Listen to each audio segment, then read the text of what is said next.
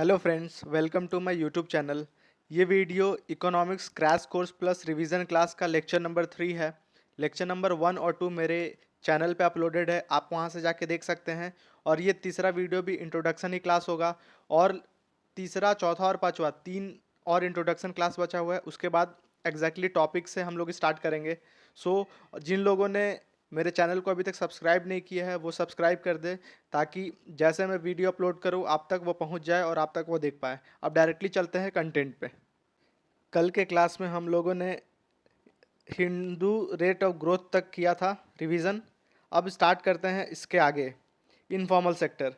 सो इसे स्टार्ट करने से पहले हम लोग कुछ प्रीलिम्स का क्वेश्चन देख लेते हैं, जो लेक्चर 1 और लेक्चर 2 में मैंने पढ़ाया है उससे रिलेटेड क्वेश्चंस देख लेते हैं एक दो, फिर बढ़ते हैं नोट्स पे। जैसे पहला प्रीलिम्स 2021 का क्वेश्चन है यूपीएससी का। Which among the following step is taken likely to be taken at the time of economic recession. So मैंने बताया था जब भी रिसेशन आएगा और ऑटोमेटिकली रिसेशन नहीं सॉल्व हो पाएगा तो गवर्नमेंट दो तरह का काम करेगा, या तो सोशलिस्ट प्रिंसिपल यूज़ करेगा जहाँ पर गवर्नमेंट खुद प्रोडक्शन स्टार्ट करेगा, या नहीं तो कैपिटलिस्ट प्रिंसिपल यूज़ करेगा जहाँ पर वो टैक्स इंसेंटिव दे के टैक्स को रिड्यूस करेगा, फिर से सब्सिडी देगा, इसके थ्रू गवर्नमेंट बेल आउट करेगा। सो ऑप्शंस देखते हैं। कट इन टैक्स रेट, ये सही है। Accompanied by increase in interest rate, ये इंक्रीज नहीं कर सकता। अगर इंटरेस्ट रेट ही इंक्रीज कर देगा तो टोटल मनी सप्लाई होगा, जो लोग के पास पैसा ही नहीं रहेगा तो कैसे इकोनॉमी रिवाइव होगा। तो फर्स्ट ऑप्शन रॉन्ग है। Second, increase in expenditure on the public project, ये एग्जैक्टली सही स्टेटमेंट है। जैसे एक टर्म मैंने आप लोगों को बताया था, फिस्कल स्टिमुलस। फिस्कल स्टिमुलस मैंने बताया था लेक्चर नंबर 2 में कि government pumping money to revive the economy, मतलब पब्लिक प्रोजेक्ट में गवर्नमेंट मनी पंप करेगा थ्रू विच इकोनॉमी रिवाइव होगा। मतलब सेकंड स्टेटमेंट यहाँ पर सही है। थर्ड फोर्थ भी देख लेते हैं। इंक्रीज इन टैक्स रेट, ये तो होगा ही नहीं, क्योंकि यहाँ पर सेकंड पॉलिसी के हिसाब से टैक्स को कम करना है अपने को। And reduction of expenditure, no, government को अपना मनी इन्फ्यूज़ करना ही होगा। तो इस हिसाब से आंसर हमारा क्या हो गया, आंसर बी हो गया। सो एग्जैक्टली नोट से है। नेक्स्ट देखते हैं, एक और प्रीलिम्स का क्वेश्चन देखते हैं। Consider the following statement, the effect of devaluation of the currency. Devaluation of the currency means, suppose dollar का एग्जांपल लेके चलते, तो पहले $1 इज इक्वल टू 70 था, अब $1 इज इक्वल टू सपोज 100 हो गया है। तो दिस इज कॉल्ड डिवैल्यूएशन। पहले रुपीज़ का वैल्यू 70 था, अब डिवैल्यू होकर 100 हो गया है, मतलब डॉलर के हिसाब से इसका वैल्यू घट गया है। अब ऑप्शन देखते हैं। Improve the competitiveness of the domestic export in the foreign market. Suppose export बोला है कि एक्सपोर्ट कॉम्पिटिटिव हो जाएगा। सपोज इंडिया से कोई सामान बाहर जा रहा है, this is in India, suppose US जा रहा है, ठीक है, और ये इंडिया से 70 रुपये में सामान बाहर जा रहा है, ठीक है। तो अब यूएस का जो सिटीजन होगा या जो कंपनी होगा, अब $1 पे कर रहा होगा इस सामान के लिए। लेकिन अब सपोज डी वैल्यू हो गया, अब $1 का दाम 100 हो गया, तो सामान तो 70 का ही रहेगा, लेकिन अब यूएस कंपनी को लेस देन $1 पे करना होगा, क्योंकि 70 रुपये अब तो $1 इज इक्वल टू 100 है, तो लेस देन $1 इसको पे करना होगा। मतलब अब जो कंपनीज है, जो बाहर की कंपनीज है, वो प्रेफर करेगी कि दूसरे कंट्रीज को ना खरीद कर इंडिया में खरीदे, क्योंकि इंडिया में सामान सस्ता मिलने लगा है डॉलर के मुकाबले। मतलब जो डोमेस्टिक एक्सपोर्ट है वो कॉम्पिटिटिव हो जाएगा फॉरेन मार्केट में। मतलब पहला स्टेटमेंट हमारा सही है। दूसरा देखते हैं, impact the foreign value of the domestic currency. Foreign value of the domestic currency मतलब $1 इज इक्वल टू कितना डॉलर था पहले और अभी। तो ये बोल रहा है कि ये इंक्रीज होगा। मान के चलिए, कैलकुलेशन सिंपल के लिए पहले रख लेते हैं $1 100 था हमारा, ठीक है, और सेकेंड रख लेते हैं $1 इज इक्वल टू हमारा 200 हो गया, डी वैल्यू हो गया। फर्स्ट वाले पॉइंट में अगर हम लोग निकालना चाहे कि ₹1 बराबर कितना हो रहा है, तो ₹1 बराबर 1/100 होगा, that is equal to $0.01। Second case में क्या होगा, 1/200, दैट इज ये लगभग इक्वल होगा 0.005, ये डॉलर का साइन है, $5। इसका मतलब है हमारा जो foreign value of the Indian currency है, डोमेस्टिक करेंसी है, घट रहा है, 0.01 है, और ये 0.005 हो गया, मतलब घट गया है। और स्टेटमेंट में क्या लिखा है, इंक्रीज है, इसका मतलब सेकेंड स्टेटमेंट गलत है। थर्ड है, improve the trade balance. Trade balance means import और एक्सपोर्ट में जो डिफरेंस है वो इम्प्रूव हो जाएगा। हमें पता है इंडिया इम्पोर्ट ज़्यादा करता है, अगर इम्पोर्ट ज़्यादा करेगा और एक्सपोर्ट कम करता है, और हमारा एक्सपोर्ट कॉम्पिटिटिव हुआ है, और इंपोर्ट महंगा हो गया है। जैसे भी रुपीज़ डिवैल्यू होता है तो आपको पता है इंपोर्ट महंगा हो जाता है, तो इंपोर्ट महंगा होगा तो हमारा ट्रेड बैलेंस और ज़्यादा डिग्रेड होगा, मतलब थर्ड स्टेटमेंट भी गलत है। सो इसका आंसर क्या हो जाएगा, one only, that is option number A. So ये क्लियर हो गया। एक और क्वेश्चन करते हैं, देन नोट्स पे चलते हैं। ये भी प्रीलिम्स, यूपीएससी प्रीलिम्स 2021 का क्वेश्चन है।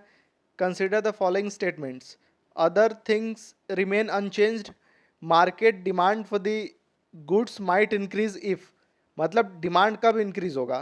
First, price of the substitute increase, substitute product उसको बोलते हैं जैसे टी और कॉफ़ी, टी और कॉफ़ी, आदमी अगर टी नहीं मिलता तो कॉफ़ी पी लेता है, दैट इज सब्सटीट्यूट।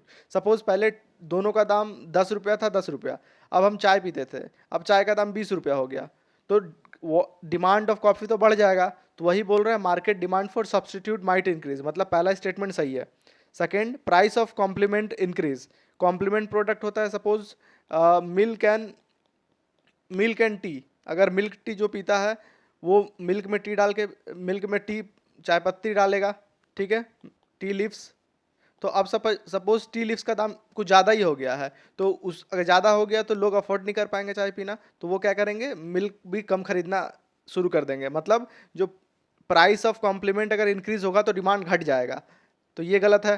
थर्ड देखते हैं, the good is an inferior good and the income of the consumer increases. Inferior good के केस में मैंने सेकंड लेक्चर पे ही बताया था कि जब इंफीरियर गुड, अगर हमारा इनकम बढ़ता है, अगर इनकम बढ़ता है तो इंफीरियर गुड का जो है वो डिमांड वो घट जाता है, तो थर्ड स्टेटमेंट भी गलत है। Fourth statement, it's price fall, so regular law of demand क्या बोलता है कि जब प्राइस नीचे गिरेगा तो डिमांड ऊपर जाएगा, तो सेम चीज़ है, प्राइस फॉल होगा तो डिमांड ऊपर जाएगा, मतलब फोर्थ स्टेटमेंट हमारा सही है। सो आंसर हो जाएगा 1 और 4, देखेंगे कौन सा है, जो ऑप्शन नंबर ए है। ठीक है, ये 3 प्रीलिम्स क्वेश्चन हम लोगों ने देख लिया।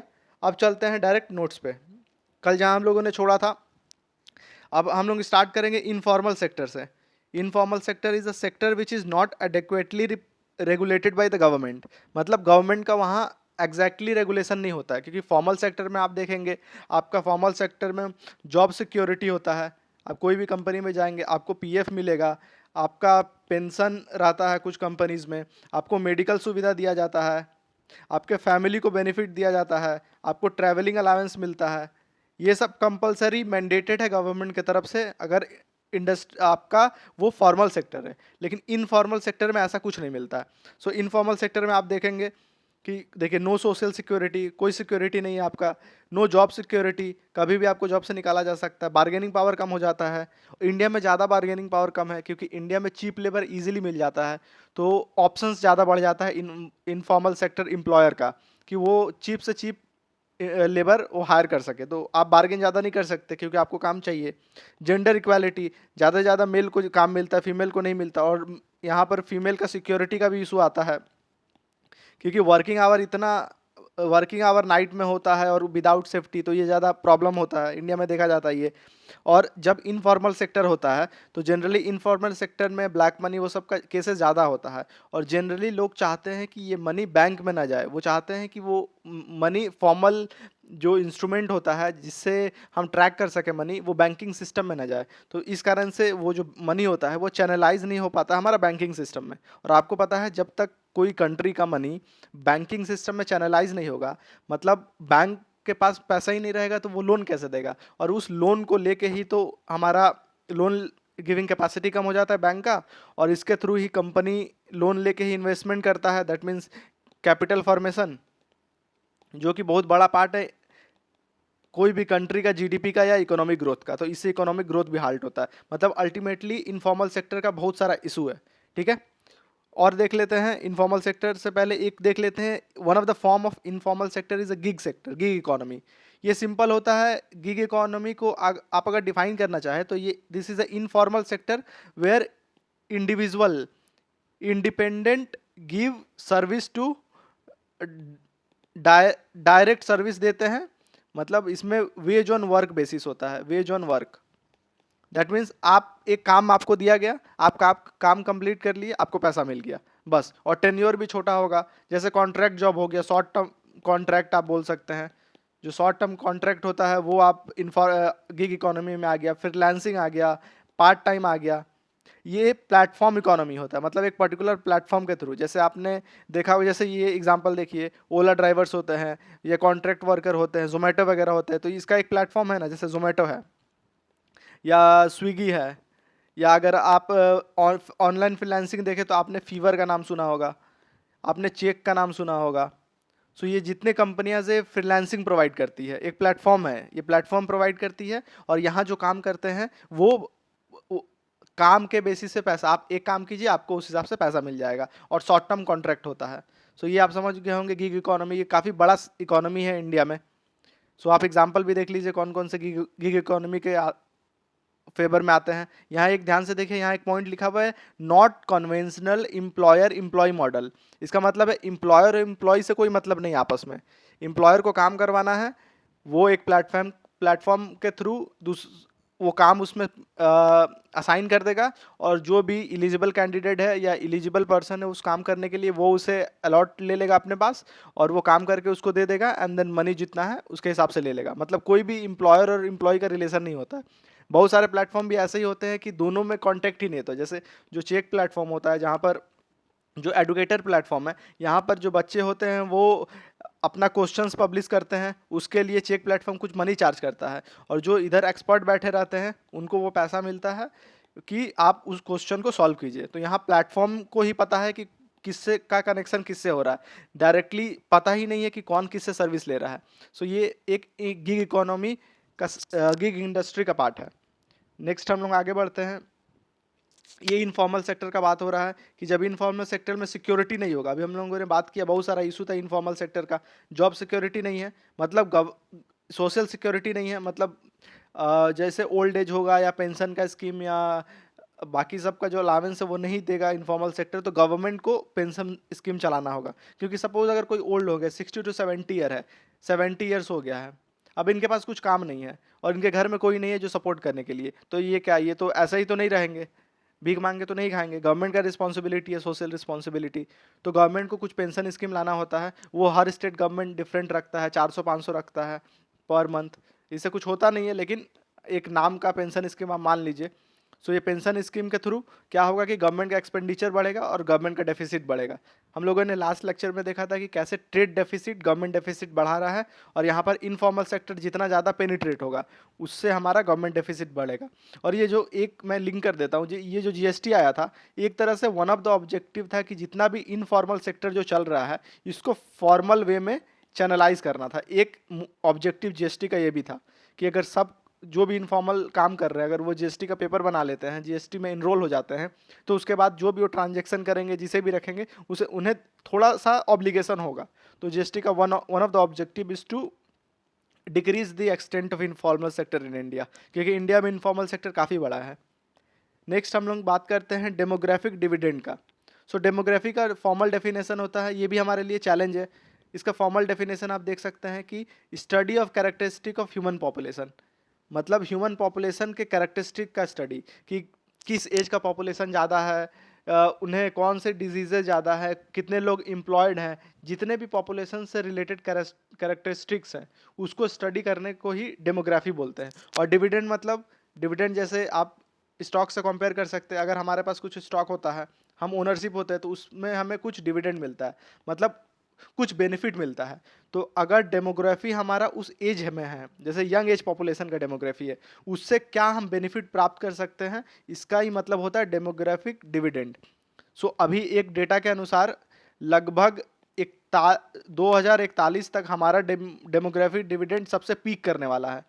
मतलब जो वर्किंग एज पॉपुलेशन है, वर्किंग एज पॉपुलेशन जो है वो सबसे ज़्यादा पीक करेगा इंडिया में कब, 2041 में। तो हमें 2041 तक वर्किंग एज पॉपुलेशन जब पीक करेगा, तो हमें चाहिए कि जितने लोग हैं उनके लिए जॉब भी अवेलेबल हो। अगर हम लोग गवर्नमेंट जॉब अवेलेबल नहीं करा पाया, तो ये डेमोग्राफिक डिविडेंड का जो बात करें वो डेमोग्राफिक डिजास्टर में कन्वर्ट हो जाएगा, सोशल वायलेंस में कन्वर्ट हो जाएगा। आज आप देख रहे हैं, आज बहुत सारा वायलेंस देख रहे हैं रिलीजन के नाम पे, इस पे नाम पे। आप एक चीज़ गौर कीजिएगा कि वहाँ वही लोग मैक्सिमम जाते हैं जो फॉर्मली जिनका कोई जॉब नहीं होता। अगर सब लोग जॉब सेक्टर में हैं, तो सपोज जो नॉर्मल 9 to 5 ही जॉब कर रहे हैं, तो अगर ऐसा कुछ रैली निकलेगा या 7 दिन का कुछ 7 दिन का अनशन है या कुछ भी चीज़ें होगा, पॉजिटिव मैटर के लिए है तो ये सही है, लेकिन नेगेटिव मैटर ऐसा ही बस अनस्टेबिलिटी क्रिएट करना है तो जो जॉब में है वो तो नहीं जाएगा, तो ये एक डेमोग्राफिक डिजास्टर बन सकता है। सो यहाँ लिखा हुआ है reaping the benefit of our demography young population, ये 18 to 60 है, इसको आप लोग करेक्ट कर लीजिएगा। जनरली जो आपका पीरियोडिक लेबर फोर्स सर्वे है वहाँ पर एज जनरली 15 प्लस दिया है, तो आप 15 प्लस लेके ही चलिएगा। Working age population is 15 plus. So आप समझ गए होगे डेमोग्राफिक डिविडेंड क्या है, कि वर्किंग एज पॉपुलेशन जो हमारा बढ़ रहा है उसका ज़्यादा से ज़्यादा बेनिफिट ले सके, ज़्यादा से ज़्यादा उन्हें स्किल प्रोवाइड कर सके, ताकि हमारा कंट्री डेवलप कर सके उस पेस में। क्योंकि 2041 के बाद धीरे धीरे ये वर्किंग एज पॉपुलेशन का घट जाएगा। तो जैसे वर्किंग एज पॉपुलेशन घटेगा इसका मतलब है ओल्ड एज पॉपुलेशन बढ़ेगा। ओल्ड एज पॉपुलेशन जैसे बढ़ेगा इसका मतलब है हमें सोशल सिक्योरिटी के नाम पे गवर्नमेंट को काफ़ी ज़्यादा खर्च करना पड़ेगा। इसका मतलब है गवर्नमेंट का बहुत सारा एक्सपेंडिचर यहाँ सोशल सिक्योरिटी में चल जाएगा। तो ये गोल्डन एज है 2041 तक की, गवर्नमेंट अच्छे इंफ्रास्ट्रक्चर प्रोजेक्ट या बड़े बड़े प्रोजेक्ट में अपना पैसा लगा सकता है बिना कोई लोन लिए, बिना कोई डेफिसिट का। सो ये कंसर्निंग है हमारा। नेक्स्ट चैलेंज क्या है हमारा, दो चैलेंज अभी तक देख चुके हैं हम लोग। एक इनफॉर्मल सेक्टर चैलेंज है, दूसरा देखें कि कैसे हम लोग डेमोग्राफिक डिविडेंड को रीप करें, इसे डेमोग्राफिक डिजास्टर न बनने दें। थर्ड चैलेंज हमारा है इंडस्ट्रियलाइजेशन 4। करेंटली एआई जो आ रहा है, एआई एंड रोबोटिक्स आ रहा है, जो रोबोटिक्स आएगा वो जितने भी मैनुअल जॉब है उसको रिप्लेस कर देगा। और करेंटली अभी जो चैट जीपीटी आया है, चैट जीपीटी देख ले या गूगल का जेमिनाई देख ले, सो ये क्या कर रहा है कि जितना सारे जो सर्विस सेक्टर के जॉब है, जो कोडिंग रिलेटेड जॉब है, उसको रिप्लेस कर रहा है। और हमें पता है कि प्राइमरी सेक्टर में ऑलरेडी डिस्गाइज अनएम्प्लॉयमेंट चल रहा है, मतलब 48 to 49% डिपेंडेंट है। ये तो मशीन रिप्लेस कर दे रहा है। और जो सर्विस सेक्टर है जिसमें 27 to 28% लोग डिपेंडेंट है, अब एआई आके उसको रिप्लेस कर देगा। सोचिए ये 50% और ये 28%, लगभग 75% लोग का जो जो 75% वर्किंग एज पॉपुलेशन है वो थ्रेट है एआई, रोबोटिक्स और आपका मैकेनाइजेशन की वजह से। सो ये एक बहुत बड़ा कंसर्न है और गवर्नमेंट को इसके बारे में सोचना चाहिए। सो नेक्स्ट देखते हैं जॉब्स के बारे में। एक एनालिसिस है कि जनरली जॉब्स दो तरह का होता है, एक थिंकिंग जॉब, असेंबल जॉब। और जो भी डेवलपिंग कंट्री होता है जनरली हम लोग देखेंगे कि हम लोग स्किल रिलेटेड जॉब का जो परसेंटेज है काफ़ी कम है, और हम लोग जनरली असेंबलिंग जॉब करते हैं, मैन्युफैक्चरिंग जॉब करते हैं ज़्यादा। जैसे स्टील कंपनी या कोल रिलेटेड इंडस्ट्रीज या ओएनजीसी, जहाँ मशीन के अलावा जो वर्कर का काम होता है जो कि नॉन स्किल वर्क है, वो ज़्यादा हम लोग करते हैं। तो इंडिया और चाइना इसके लिए ज़्यादा है, और हमें मूव करना होगा थिंकिंग जॉब में। तो तभी हम लोग जो आगे डेमोग्राफी डिविडेंड आ रहा है, जो हमारा इतना पॉपुलेशन आ रहा है वर्किंग एज पॉपुलेशन, उसको हम लोग अपने पॉजिटिव के लिए यूज़ कर सकते हैं। एक बार जल्दी जल्दी रिवाइज कर लेते हैं। फॉर्मलाइजेशन ऑफ इंडियन इकोनॉमी जरूरी है, अभी देखा हम लोगों ने। Jobless growth means GDP increase हो रहा है, जॉब क्रिएशन नहीं हो रहा है। लेबर फोर्स और अनएम्प्लॉयमेंट रेट, अभी मैं समझाता हूँ क्या होता है एक्चुअल में। अब देखिए, चार टर्मिनोलॉजी है, मैं आपको इस सीट पे समझाता हूँ। जो हमारा एनएसएसओ है, नेशनल सैंपल सर्वे ऑर्गेनाइजेशन, ये इन्होंने अप्रैल एग्जैक्टली 2017 में पीरियोडिक लेबर फोर्स सर्वे ये स्टार्ट किया था। पर्पस ये था कि ये जो पीरियोडिक लेबर फोर्स सर्वे हर 3 मंथ्स में होगा, जो कि हमें employment and unemployment related matrix बताएगा, कि हमारा एम्प्लॉयमेंट और अनएम्प्लॉयमेंट रिलेटेड मैट्रिक्स बताएगा। ये मैट्रिक्स पता चलेगा तो हम पता कर सकते हैं कि हमारा, बिकॉज एम्प्लॉयमेंट और अनएम्प्लॉयमेंट मैट्रिक्स एक तरह से हमारा इकोनॉमिक हेल्थ बताता है। सो इस मैट्रिक्स का 4 यूनिट है, और ये NSSO, national sample survey organisation, MOSPI के अंडर काम करता है, that is ministry of statistical and programme implementation. ठीक है, इस मिनिस्ट्री के अंडर काम करता है। तो ये जनरली 4 चीज़ हमें बताता है। फर्स्ट ये हमें बताता है लेबर फोर्स पार्टिसिपेशन रेट। पहले लेबर फोर्स देख लेते क्या होता है। लेबर फोर्स मतलब जितने भी एम्प्लॉयड लोग हैं, employed plus non employed who seek jobs, मतलब जितने एम्प्लॉयड लोग हैं और जितने नॉन एम्प्लॉय हैं लेकिन जॉब का तलाश कर रहे हैं, पूरे मिलाकर लेबर फोर्स बनाते हैं। तो एक टर्म आता है labour force participation rate, L labour force participation rate, ये that is equal to labour force divided by total population. ये पहला हमारा एक मैट्रिक्स हो गया एम्प्लॉयमेंट का। और ये जितना भी एम्प्लॉयड और नॉन एम्प्लॉयड है ना, इनका एज ग्रुप जनरली जितना भी मैं बताऊंगा वो 15 प्लस एज ग्रुप है, क्योंकि गवर्नमेंट ने जो डेटा रिलीज किया है या आपका पीरियोडिक लेबर फोर्स सर्वे ने जो डेटा रिलीज करता है उसमें ये 15 प्लस ही कंसीडर किया जाता है एम्प्लॉयमेंट का एज। और अगर आप ILO का बात करते हैं, इंटरनेशनल लेबर ऑर्गेनाइजेशन, इन्होंने जो वर्किंग एज पॉपुलेशन रखा है, जो एज रखा है वर्किंग एज पॉपुलेशन, तो वो रखा है हमारा 15 से लेकर 64, लेकिन इंडिया में ऐसा 15 प्लस करके लिखा रहता है। तो ये आप गौर कर लीजिएगा। देखिए फर्स्ट मैट्रिक्स हम लोगों ने देख लिया labour force participation rate. Second matrix होता है हमारा अनएम्प्लॉयमेंट रेट। अनएम्प्लॉयमेंट रेट क्या होगा? Unemployment rate is equal to जितना लेबर फोर्स है, मतलब जो अनएम्प्लॉयड पर्सन है, unemployed divided by labour force. मतलब जितने अनएम्प्लॉयड मतलब वही जो 15 ईयर से प्लस हैं और जो जॉब सीख कर रहे हैं लेकिन जॉब मिला नहीं है, that is unemployed, in divided by labour force into 100। ये हमारा हो गया अनएम्प्लॉयमेंट रेट। थर्ड रेट जो हमारा है that is equal to worker population ratio. अब जब भी आप डेटा देखेंगे NSSO का या labour periodic labour force survey का, तो ये चार चीज़ आपको मिलेगा मैट्रिक्स के रूप में।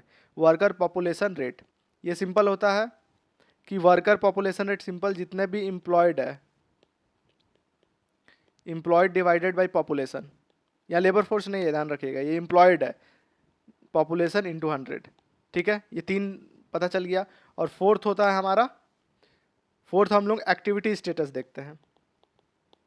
एक्टिविटी स्टेटस जो दो लेवल पे होता है। फर्स्ट बोलते हैं यूजुअल स्टेटस एंड सेकंड होता है हमारा करेंटली वीकली स्टेटस। ये क्या होता है? ये एक्टिविटी स्टेटस इंडिविजुअल का होता है, मैं समझाता हूँ क्या है ये।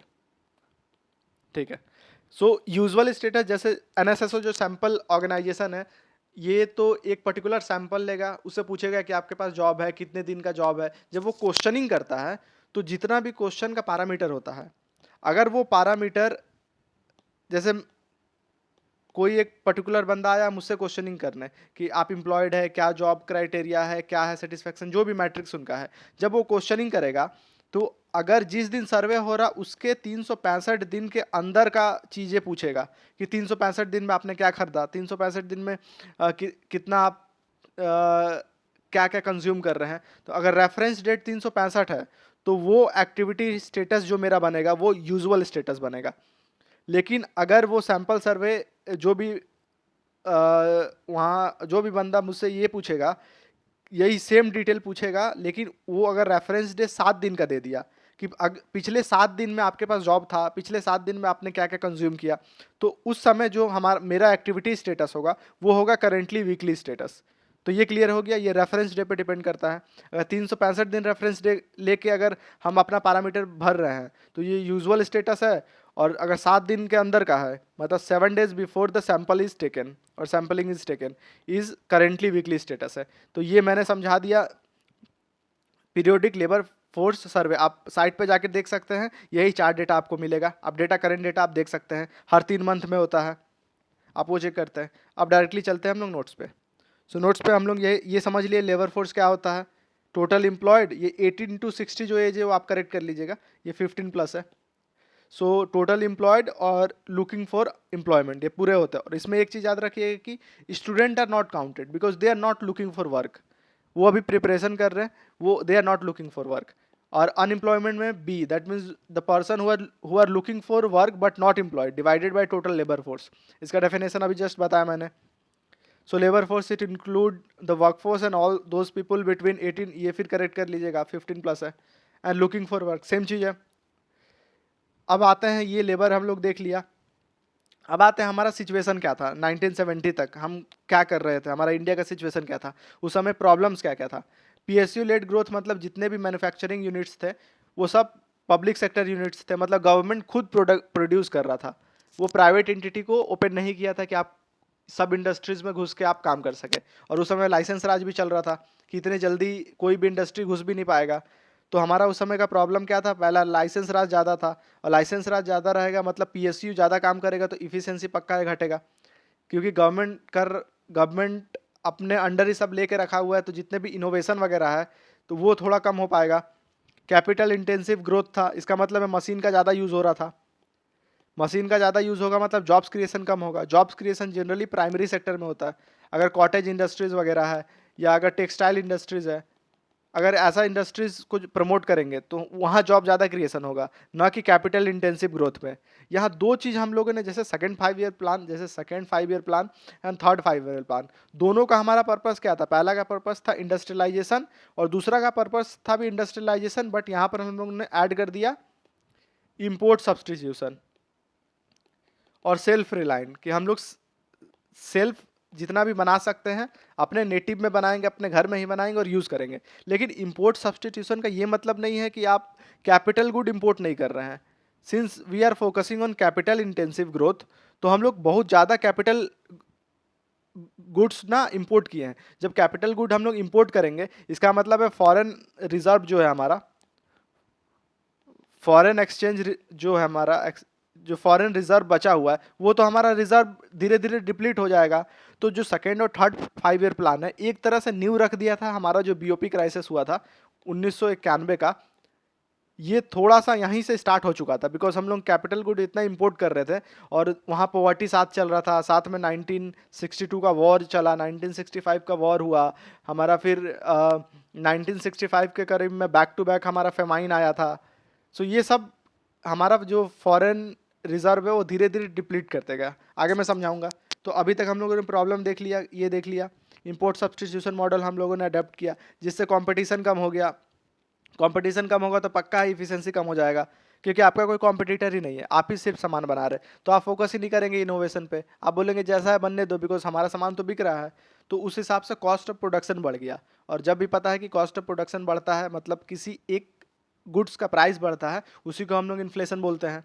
और इन्फ्लेशन भी दो तरह का होता है, एक होता है cost push inflation, second is demand pull inflation. ठीक है, कॉस्ट पुल इन्फ्लेशन क्यों होता है कि कॉस्ट के वजह से, मतलब उसका मैन्युफैक्चरिंग कॉस्ट के वजह से सामान का दाम, गुड्स का दाम बढ़ गया है। सो ये inefficient production mechanism, cost of raw material ज़्यादा था क्योंकि रॉ मटेरियल हम लोग इंपोर्ट करते थे। देन प्रोडक्शन मेथडोलॉजी कम था, बिकॉज मेथडोलॉजी खुद यूज़ करते थे, प्राइवेट प्लेयर आए नहीं थे, इनोवेशन था नहीं, तो पुराना ही मेथडोलॉजी यूज़ करते थे जो कि ज़्यादा कॉस्टली होता था। फाइनली होता क्या था कि जो फाइनल प्रोडक्ट जो कॉस्ट है वो बढ़ जाता था, और उस समय टैक्स रेट भी ज़्यादा हम लोग ले लेते थे। गवर्नमेंट टैक्स रेट ज़्यादा बढ़ाया हुआ था बिकॉज उसे बहुत सारे सोशल सर्विस वेलफेयर के लिए भी करने पड़ते थे, बहुत सारे प्रोग्राम चलाना पड़ता था, क्योंकि पॉवर्टी हैंडल बाकी सब आप जानते ही है, जो जो मैंने बताया है, उसके वजह से टैक्स रेट भी ज़्यादा था। तो ये क्या करता था, कॉस्ट पुश इन्फ्लेशन बढ़ा देता था। और इसके अगेंस्ट में होता है डिमांड पुल इन्फ्लेशन। अब डिमांड पुल इन्फ्लेशन कैसे होता है, देखिए, सपोज जॉब धीरे धीरे बढ़ने लगा, जब जॉब बढ़ेगा तो लोगों के पास पैसा आएगा, तो लोगों का परचेजिंग पावर बढ़ गया, परचेजिंग पावर बढ़ेगा तो लोग चाहेंगे, कुछ किसी भी प्रोडक्ट का डिमांड बढ़ जाएगा, तो डिमांड बढ़ा, इसका मतलब है कि too much money chasing too few goods, मतलब अब 10 प्रोडक्ट है और उसके लिए 50 लोग खरीदने के लिए, क्योंकि सबके पास पैसा है। तो पक्का है जिसके पास वो 10 प्रोडक्ट है, जो बेच रहा है, जो सेलर है, वो अगर 100 रुपया है तो डायरेक्टली 200 कर देगा, मतलब एक एग्जांपल ले रहा हूँ। तो प्राइसेस हाइक हो जाएगा, और प्राइस हाइक होता है गुड्स एंड सर्विसेज का, उसी को हम लोग इन्फ्लेशन बोलते हैं। तो यहाँ इन्फ्लेशन कॉज कौन किया, जॉब इंक्रीज किया, मतलब डिमांड के वजह से हमारा इन्फ्लेशन हुआ, इसलिए डिमांड पुल इन्फ्लेशन। और फर्स्ट वाला जो था वो मैन्युफैक्चरिंग कॉस्ट ज़्यादा होने के कारण जो हुआ था वो कॉस्ट पुश इन्फ्लेशन। ये दो आपको क्लियर हो गया होगा। इससे रिलेटेड एक मैं क्वेश्चन करा देता हूँ जिससे आपको क्लियर हो जाएगा। ये क्वेश्चन है यूपीएससी प्रीलिम्स 2021 का, रिसेंटली आया है 2-3 साल पहले। With reference to the Indian economy, demand pull inflation, demand pull मतलब हमारे पास पैसा बहुत आ गया है, डिमांड के वजह से हमारा प्राइसेस है वो बढ़ रहा है, ठीक है। Can be increased by which of the following, किसके कारण से ये इंक्रीज हुआ है, ठीक है। अब ऑप्शंस देखते हैं। एक्सपेंशनरी पॉलिसी, एक्सपेंशनरी पॉलिसी होता है मतलब इंटरेस्ट रेट हम आरबीआई या गवर्नमेंट कम कर दे रहा है। इंटरेस्ट रेट जब कम होगा तो हम ज़्यादा से ज़्यादा लोन ले पाएंगे, और ज़्यादा से ज़्यादा लोन लेंगे तो मतलब हमारे हाथ में पैसा बहुत होगा, मनी ज़्यादा बढ़ जाएगा, और मनी बढ़ेगा तो हमारा डिमांड बढ़ जाएगा, और डिमांड बढ़ गया तो हमें पता है कि प्राइसेस हाइक हो जाएगा, मतलब इन्फ्लेशन है। तो मतलब पहला पॉइंट सही है। सेकंड देखते हैं फिस्कल स्टिमुलस। सो फिस्कल स्टिमुलस का मतलब होता है कि गवर्नमेंट मनी पंप कर रहा है। अभी मैंने समझाया था पिछले लेक्चर में, fiscal stimulus government money pump कर रहा है इकोनॉमी में। तो जैसे मनी पंप करेगा तो जो पब्लिक के पास जो सेविंग है, सपोज पब्लिक पहले 100 रुपया में 20 रुपया खाने के लिए यूज़ करता था, 80 रुपया सेविंग होता था। अब गवर्नमेंट क्या किया कि 20 रुपये का खाना फ्री में दे रहा है, तो अब पीपल के पास 100 का 100 सेविंग हो गया, मतलब परचेजिंग पावर पीपल का बढ़ गया, अब वो ज़्यादा से ज़्यादा सामान खरीद सकता है। तो फाइनली ये क्या करेगा, demand, that leads to increase in demand और दैट लीड्स टू प्राइसेस, मतलब सेकंड ऑप्शन भी सही है। थर्ड है इन्फ्लेशन इंडेक्सिंग ऑफ वेजेस। इसका ये मतलब होता है कि पहले अगर 100 रुपीज़ वेज मिलता था और मान के चले एक ईयर में 7% इन्फ्लेशन है, तो नेक्स्ट ईयर उसको 107 रुपया वेज मिलेगा। लेकिन इन्फ्लेशन 7 रुपया बढ़ गया है, अब सामान जो 100 रुपये का पहले मिलता था अब वो 107 का मिलेगा, तो वेज भी उसका 107 है। तो अगर एक सामान उसको एक साल पहले 100 में खरीदता था, अब अगर वही सामान का उतना ही ज़रूरत है तो 107 में खरीदेगा, मतलब उसका परचेजिंग कैपेसिटी बढ़ा नहीं है। जैसे उसका 100 से 107 रुपया वेज बढ़ गया, वैसे ही सामान का दाम 100 से 107 हो गया, मतलब अभी भी वो वही एक सामान खरीद पा रहा है। तो थर्ड ऑप्शन नहीं होगा। फोर्थ है हायर परचेजिंग पावर। ऑब्वियस चीज़ है, ये इस पॉइंट पे आता है, जैसे डिमांड हमारा ज़्यादा होगा, सॉरी मनी ज़्यादा होगा तो परचेजिंग पावर बढ़ जाएगा, मतलब फोर्थ ऑप्शन भी सही है। फिफ्थ है राइजिंग इंटरेस्ट रेट, मतलब ये गलत है, यहाँ पे हम लोग को देखा ना कि राइजिंग इंटरेस्ट रेट जब कम होगा तब ये प्राइस को बढ़ाएगा, तो अगर इंटरेस्ट रेट बढ़ गया तो इसके जस्ट अपोजिट हो जाएगा, डिमांड कम हो जाएगा तो प्राइस ज़्यादा नहीं बढ़ेगा, मतलब फिफ्थ भी गलत है। तो इसका आंसर क्या हो जाएगा, वैसे मैंने ABCD नहीं लिखा है, बट इसका आंसर हो जाएगा 1, 2, 4, ये आंसर होगा 1 to 4 ओनली, ठीक है। सो मैं जितना नोट्स में मैं करा रहा हूँ ये कम्प्लीटली प्रीलिम्स में आपको ज़रूरत पड़ेगा, क्योंकि लास्ट फर्स्ट और सेकंड नोट्स में मुझे ये ध्यान नहीं आया कि साथ में प्रीलिम्स का क्वेश्चन कराते रहे, लेकिन अब से जो मैं नोट्स कराऊंगा उसके साथ में जो भी प्रीवियस ईयर प्रीलिम्स का क्वेश्चन आया है वो मैं कराते जाऊंगा, और साथ ही में कुछ कुछ मेंस क्वेश्चन का भी मैं फॉर्मेट दे दूंगा कि जिससे आपको मेंस आंसर राइटिंग में भी हेल्प मिले। सो अब चलते हैं नोट्स पे। जो हम लोगों ने देख लिया कॉस्ट पुस्ट और डिमांड पुल देख लिया, नेक्स्ट देखते हैं। अब डिमांड पुल इन्फ्लेशन का रीज़न भी ये हो सकता है कि सपोज रूरल एरिया और अर्बन एरिया में कैसे होगा। रूरल एरिया में सपोज एग्रीकल्चर का आउटपुट ज़्यादा होने लगा, उन लोगों के पास पैसा ज़्यादा आ जाएगा, और अर्बन एरिया में अगर मैन्युफैक्चरिंग यूनिट ज़्यादा खुलने लगा तो फिर मैन्युफैक्चरिंग एरिया में पैसा ज़्यादा आ जाएगा, तो वहाँ से डिमांड पुल बढ़ जाएगा। अब देखते हैं थोड़ा इंडिया का सिचुएशन देख लेते हैं। 1962 और 1965 देखिए कितना क्रिटिकल सिचुएशन में था। 1962 चाइना के साथ हमारा वॉर हो गया, 1965 पाकिस्तान के साथ वॉर हो गया, ठीक है। ये सिचुएशन चल रहा है, वॉर में हमें पता है कि बहुत ज़्यादा खर्च हुआ है, साथ ही में अनएम्प्लॉयमेंट है, पोवर्टी चल रहा है। सो इसको टैकल करने, एक तरफ से तो वॉर में पैसा हमारा खर्च हो रहा है, दूसरा तरफ से अनएम्प्लॉयमेंट पोवर्टी है, तीसरा तरफ से हंगर है, खाने के लिए हमारे पास कुछ नहीं है। तो अब गवर्नमेंट को वेलफेयर चाहिए, गवर्नमेंट के लिए गवर्नमेंट को वेलफेयर करना जरूरी है, नहीं तो जनता तो ऐसे ही मर जाएगा। तो गवर्नमेंट वेलफेयर करेगा तो एक्सपेंडिचर बढ़ेगा, और एक्सपेंडिचर बढ़ेगा तो गवर्नमेंट का डेफिसिट बढ़ेगा।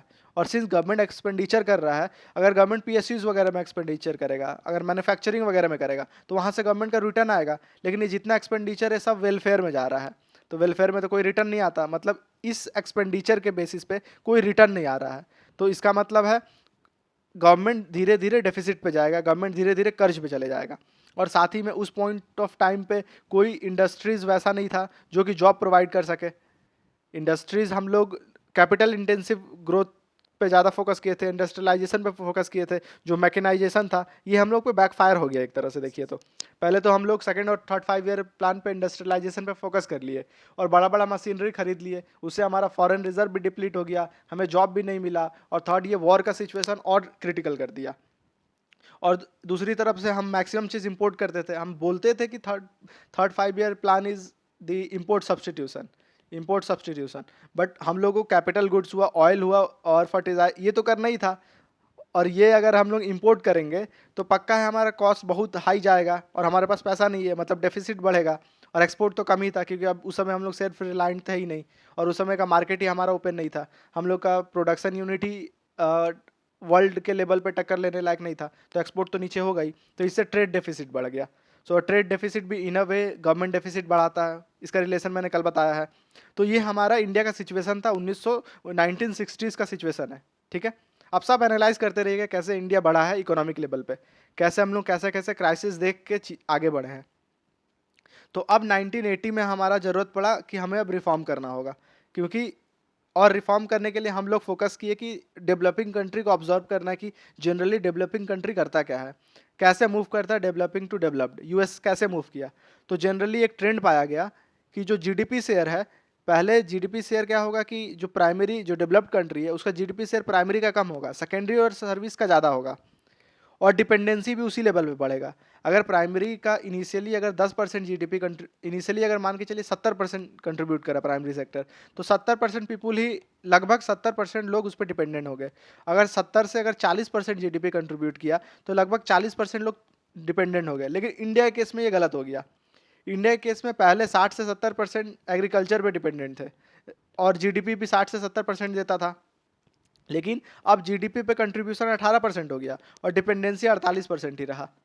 इसका मतलब है डिस्गाइज अनएम्प्लॉयमेंट। ये प्रॉब्लम हो गया इंडिया की तरफ। इंडिया क्या हुआ, प्राइमरी से डायरेक्टली सर्विस पे जंप कर गया, ये सेकेंडरी को स्किप कर दिया। यही, और सेकेंडरी ही प्राइमरी के बाद जो सबसे ज़्यादा जॉब दे सकता है वो सेकेंडरी सेक्टर है। Steel manufacturing sector, oil refining sector, railway sector, ये सब ज़्यादा जॉब दे सकता है। तो हम लोगों ने जंप किया, जिस कारण से जो जितना अनएम्प्लॉयमेंट का रेट हुआ ना, इस कारण से बढ़ गया। सो इंडिया के केस में ऐसा नहीं हुआ था। सो उस समय मैंने बताया था 1960 का सिचुएशन क्या था। हमारा 1965 के करीब में ड्रॉट आया था, बैक टू बैक ड्रॉट आया। उस समय फूड सिक्योरिटी का इशू था, और उस समय कुछ 1965 जब पाकिस्तान वॉर चल रहा था, कुछ पॉलिटिकल कॉन्फ्लिक्ट की वजह से PL 480 प्रोग्राम भी यूएस ने रोक दिया था। इसका मतलब है PL 480 प्रोग्राम से हम लोग, आप गेस कीजिए, लगभग 10 मिलियन टन हम लोग एक्सपोर्ट करते थे चीप ग्रेन। अब यूएस ने इसे रोक दिया, और उस समय ऐसा स्थिति आ गया था कि लाल बहादुर शास्त्री जब उस समय के पीएम थे, उन्होंने एक नारा दिया था कि skip a meal a week, मतलब एक वीक में आप एक मील स्किप कीजिए, क्योंकि वो एक मील स्किप करेंगे तो बहुत लोग को वो एक मील से हमारा इंडिया थोड़ा और ज़्यादा चलेगा। आप समझ सकते हैं कि उस समय इंडिया लेवल पे फूड का क्राइसिस कितने हाई लेवल पे था। और इस साथ ही में उस समय जितने भी वेडिंग्स वगैरह होते थे, वेडिंग्स में वीट से रिलेटेड कोई प्रोडक्ट सर्व करना एग्जैक्टली मना किया गया था। ऐसा फूड क्राइसिस चल रहा था, अभी तो हम लोग सोच भी नहीं सकते। ये सब सिचुएशन था हमारे इंडिया का। और दूसरा, इसको एक्सेलरेट ये हुआ कि हम लोग का एस्टिमेशन किए हुए थे कि जीडीपी ग्रोथ 5% से होगा, लेकिन रियलिटी जीडीपी ग्रोथ 3% हुआ, और पॉपुलेशन जो एक्सपेक्ट किए थे 1.4, वो पॉपुलेशन 2.3 हो गया। मतलब और फूड का ज़रूरत हो गया, और फूड सिक्योरिटी हमारा थ्रेटेंड हो गया कि और फूड सिक्योरिटी, अब हमें सबसे बड़ा मैटर आ गया कि अब कैसे हम फूड सिक्योरिटी को सॉल्व करें। अब हमारा 1965 के टाइम में अब सबसे बड़ा प्रॉब्लम हमारा फूड सिक्योरिटी आ गया था। सो इसके लिए क्या हुआ, गवर्नमेंट ने क्या किया, 1965 में FCI का गठन किया, फूड कॉरपोरेशन ऑफ इंडिया, जो कि एक्स्ट्रा बफर स्टॉक हैंडल करेगा in the time of crisis like drought and war year में। वो एक्स्ट्रा बफर करेगा कि ऐसा अगर सिचुएशन आ जाए तो वो फूड ग्रेन सप्लाई हो सके हमारे नेटिव्स को। तो उस ग्रेन में हमारा स्टेपल क्रॉप होगा, राइस व्हीट वगैरह होगा। और उसका एक और पर्पस था कि इंपोर्ट डिपेंडेंसी कम करना था, जैसे PL 480 चल रहा था, हमें दूसरे राज्य पे इंपोर्ट डिपेंडेंसी कम करना है। ये पॉजिटिव चीज़ है कि अभी हम करेंटली नेट एक्सपोर्टर है फूड ग्रेन का, और one of the largest producer है। तो यहाँ से लेकर 1965 से लेकर अभी तक का सफ़र देखिए, इंडिया ने इतना ग्रोथ कर लिया। जब 1965 हमारे पास खाने के लिए भी नहीं था, PL 480 चल रहा था, बहुत सारा इशू था। आगे देखिए, और एक और फोकस था FCI का कि सेल्फ सफिशिएंट इन प्रोड्यूसिंग बनना था। तो उस समय FCI ने फर्स्ट ग्रीन रिवॉल्यूशन 1965 गवर्नमेंट ने लॉन्च किया with the help of 2 person who are considered to be a father of green revolution. वो थे MS स्वामीनाथन और नॉर्मन बोरलंग। ये दोनों थे जिन्हें फादर ऑफ ग्रीन रिवॉल्यूशन भी कहा जाता है। सो ग्रीन रिवॉल्यूशन के तहत क्या किया गया, मेन फोकस था हमारा क्रॉप इल्ड बढ़ाना, कि ज़्यादा से ज़्यादा हम प्रोड्यूस कर सकें। इसके लिए हमें क्या क्या ज़रूरत था? High yielding variety seed, second irrigation facility अच्छा होना है, केमिकल फर्टिलाइज़र का यूज़ करेंगे, साथ में हम पेस्टिसाइड यूज़ करेंगे कि फसल हमारा ख़राब ना हो, उसके साथ हम मैकेनाइजेशन इंड्यूस किए। हम लोग फर्स्ट ग्रीन रिवोल्यूशन में ये 5 पॉइंट इंक्लूड किए कि हमारा जो क्रॉप यील्ड है वो बढ़ सके। जनरली हमारा वीट और राइस जो स्टेपल क्रॉप है उस पर हम लोगों ने फोकस किया, क्योंकि ये दोनों अगर मैनेज हो जाएगा तो इंडिया का पॉवर्टी, इंडिया का जो हंगर है, जो इंडिया का फेमाइन जैसा सिचुएशन है, वो मैनेज हो जाएगा। और ये जो एफसीआई का इस्टेब्लिशमेंट किया गया था to manage the buffer stock, वो भी इससे फुलफिल हो जाएगा। और ये फाइनली ये सक्सेसफुल हुआ है एफसीआई। तो ये अब क्लियर हो गया कि हम लोग 1965 से कैसे एफसीआई हुआ, और फर्स्ट ग्रीन रिवॉल्यूशन 1965 से में गवर्नमेंट ने अनाउंस किया, और स्टार्ट हुआ था 1966, 1967 पहले पंजाब में स्टार्ट हुआ, और धीरे धीरे 1972 73 तक धीरे धीरे पूरा ऑल ओवर इंडिया एक्सपेंड किया ये। सो ये एक पॉजिटिव मूव था और ये सक्सेस भी दिया, और वहाँ से हम लोग खुद सेल्फ सफिशिएंट बन पाए फूड को लेकर। ठीक है, यहाँ तक हम लोगों ने देख लिया। अब इंडिया का थोड़ा उस समय का फिर से सिचुएशन देखते हैं। अब इकोनॉमिकली सिचुएशन देखते हैं क्या था। ट्रेड डेफिसिट बढ़ा था फर्स्ट, सेकेंड गवर्नमेंट डेफिसिट ज़्यादा था, प्राइसेस ज़्यादा बढ़ रहा था, inflation, this is cost पुस्ट inflation, क्योंकि पीएसयू ही उस समय मैन्युफैक्चरिंग कर रहा था, और वेलफेयर स्कीम के कारण डेट बढ़ गया था, या ट्रेड डेफिसिट के साथ गवर्नमेंट डेट बढ़ गया था। फॉरेस्ट रिजर्व डिप्लीट हो गया था, because second and third 5 year plan industrialisation के लिए काफ़ी capital goods, oil and refinery, fertiliser सब हम लोग बाहर से इंपोर्ट करना पड़ता था, तो ये फॉरेस्ट रिजर्व डिप्लीट होते गया था। सो ये 5 हमारा सिचुएशन था इंडिया का। और अगर हम डेट ज़्यादा ले लेते हैं तो एक टर्म आता है इंटर जनरेशनल इक्विटी। सो अगर इंटर जनरेशनल इक्विटी का मतलब होता है debt taken by previous generation distorting future current generation. इसका मतलब है सपोज मेरे पास जनरेशन, मेरे फादर या ग्रैंडफादर ने कोई डेट लिया, अब वो डेट का बर्डन मेरे पे है, अब मुझे वो डेट चुकाना है, तो पक्का है कि हम कुछ भी काम करेंगे उतना फ्रीली नहीं कर पाएंगे, मुझे कम एज में कुछ जॉब करके वो चीज़ें मैनेज करना पड़ेगा। तो वो डेट जो बर्डन शिफ्ट होता है जो दूसरे जनरेशन पे, इसको ही बोलते हैं इंटर जनरेशनल इक्विटी। ये जनरली क्या होता है कि आज के गवर्नमेंट जनरली एलिगेशन के लिए यूज़ कर लेता है कि पिछले जो जनरेशन था वो डेट इतना ले लिया कि अभी हमारा इकोनॉमिक ग्रोथ नहीं हो पा रहा है, उसके डेट को ही भर रहे हैं, या पॉलिटिकल थोड़ा आप देखेंगे, बट उसके डीप में जाके देखिए ये एक्चुअल ट्रू है कि नहीं। मैं बस हिंट्स दे रहा हूँ यहाँ से। So next forex reserve. अब थोड़ा समझ लेते हैं फॉरेक्स रिजर्व होता क्या है। जनरली फॉरेस्ट रिजर्व का ज़रूरत क्यों पड़ता है? इंडिया को ज़रूरत पड़ा था because our currency are not accepted world wide, so we need the reserve for widely accepted currency, that is a forex reserve. So forex reserve का जरूरत इसलिए पड़ता है, सपोज हम लोग एक्सपोर्ट कर रहे, इम्पोर्ट कर रहे कुछ चीज़ें, तो हमें इम्पोर्ट के लिए वैसा करेंसी देना होगा जो कि लार्जली वर्ल्ड वाइड एक्सेप्टेड है। उस समय रुपीज़ एक्सेप्टेड नहीं था, इस समय भी ग्लोबली एक्सेप्टेंस धीरे धीरे बढ़ रहा है, लेकिन that point of time globally accepted नहीं था हमारा करेंसी। तो इस कारण से हम फॉरेक्स रिजर्व मैनेज करते थे। और फॉरेक्स रिजर्व में क्या क्या होता था? 4 मेजर करेंसी होता था। आपको पता है मेजर करेंसी क्या क्या है? यूएसडी है, जापानीज येन है, हमारा जापानीज येन के बाद हमारा पाउंड है, एंड देन यूरो है। ये 4 मेजर करेंसीज है। ठीक है। सेकंड है गोल्ड, गोल्ड रखते थे जो कि एक लिक्विड एसेट है। थर्ड यूज करते थे एक special drawing right. Special drawing right generally ये एक कोई करेंसी नहीं होता था। वन स्पेशल ड्राइंग राइट का वैल्यू होता था 5 इंटरनेशनल करेंसी को यूज़ करके वैल्यू निकाला जाता था, कुछ पर्टिकुलर वेटेज। वो 5 इंटरनेशनल करेंसी, ये जो 4 मैंने बताया प्लस चाइनीज़ रेमडेसिविर, ये 5 इंटरनेशनल करेंसी का कुछ एक particular value special drawing right use होता था। So that is also part of foreign reserve. So एक क्वेश्चन कर लेते हैं फॉरेन रिजर्व से जो यूपीएससी में आ चुका है। सो नेक्स्ट क्वेश्चन आप देखिए, ये फॉरेन रिजर्व से क्वेश्चन है।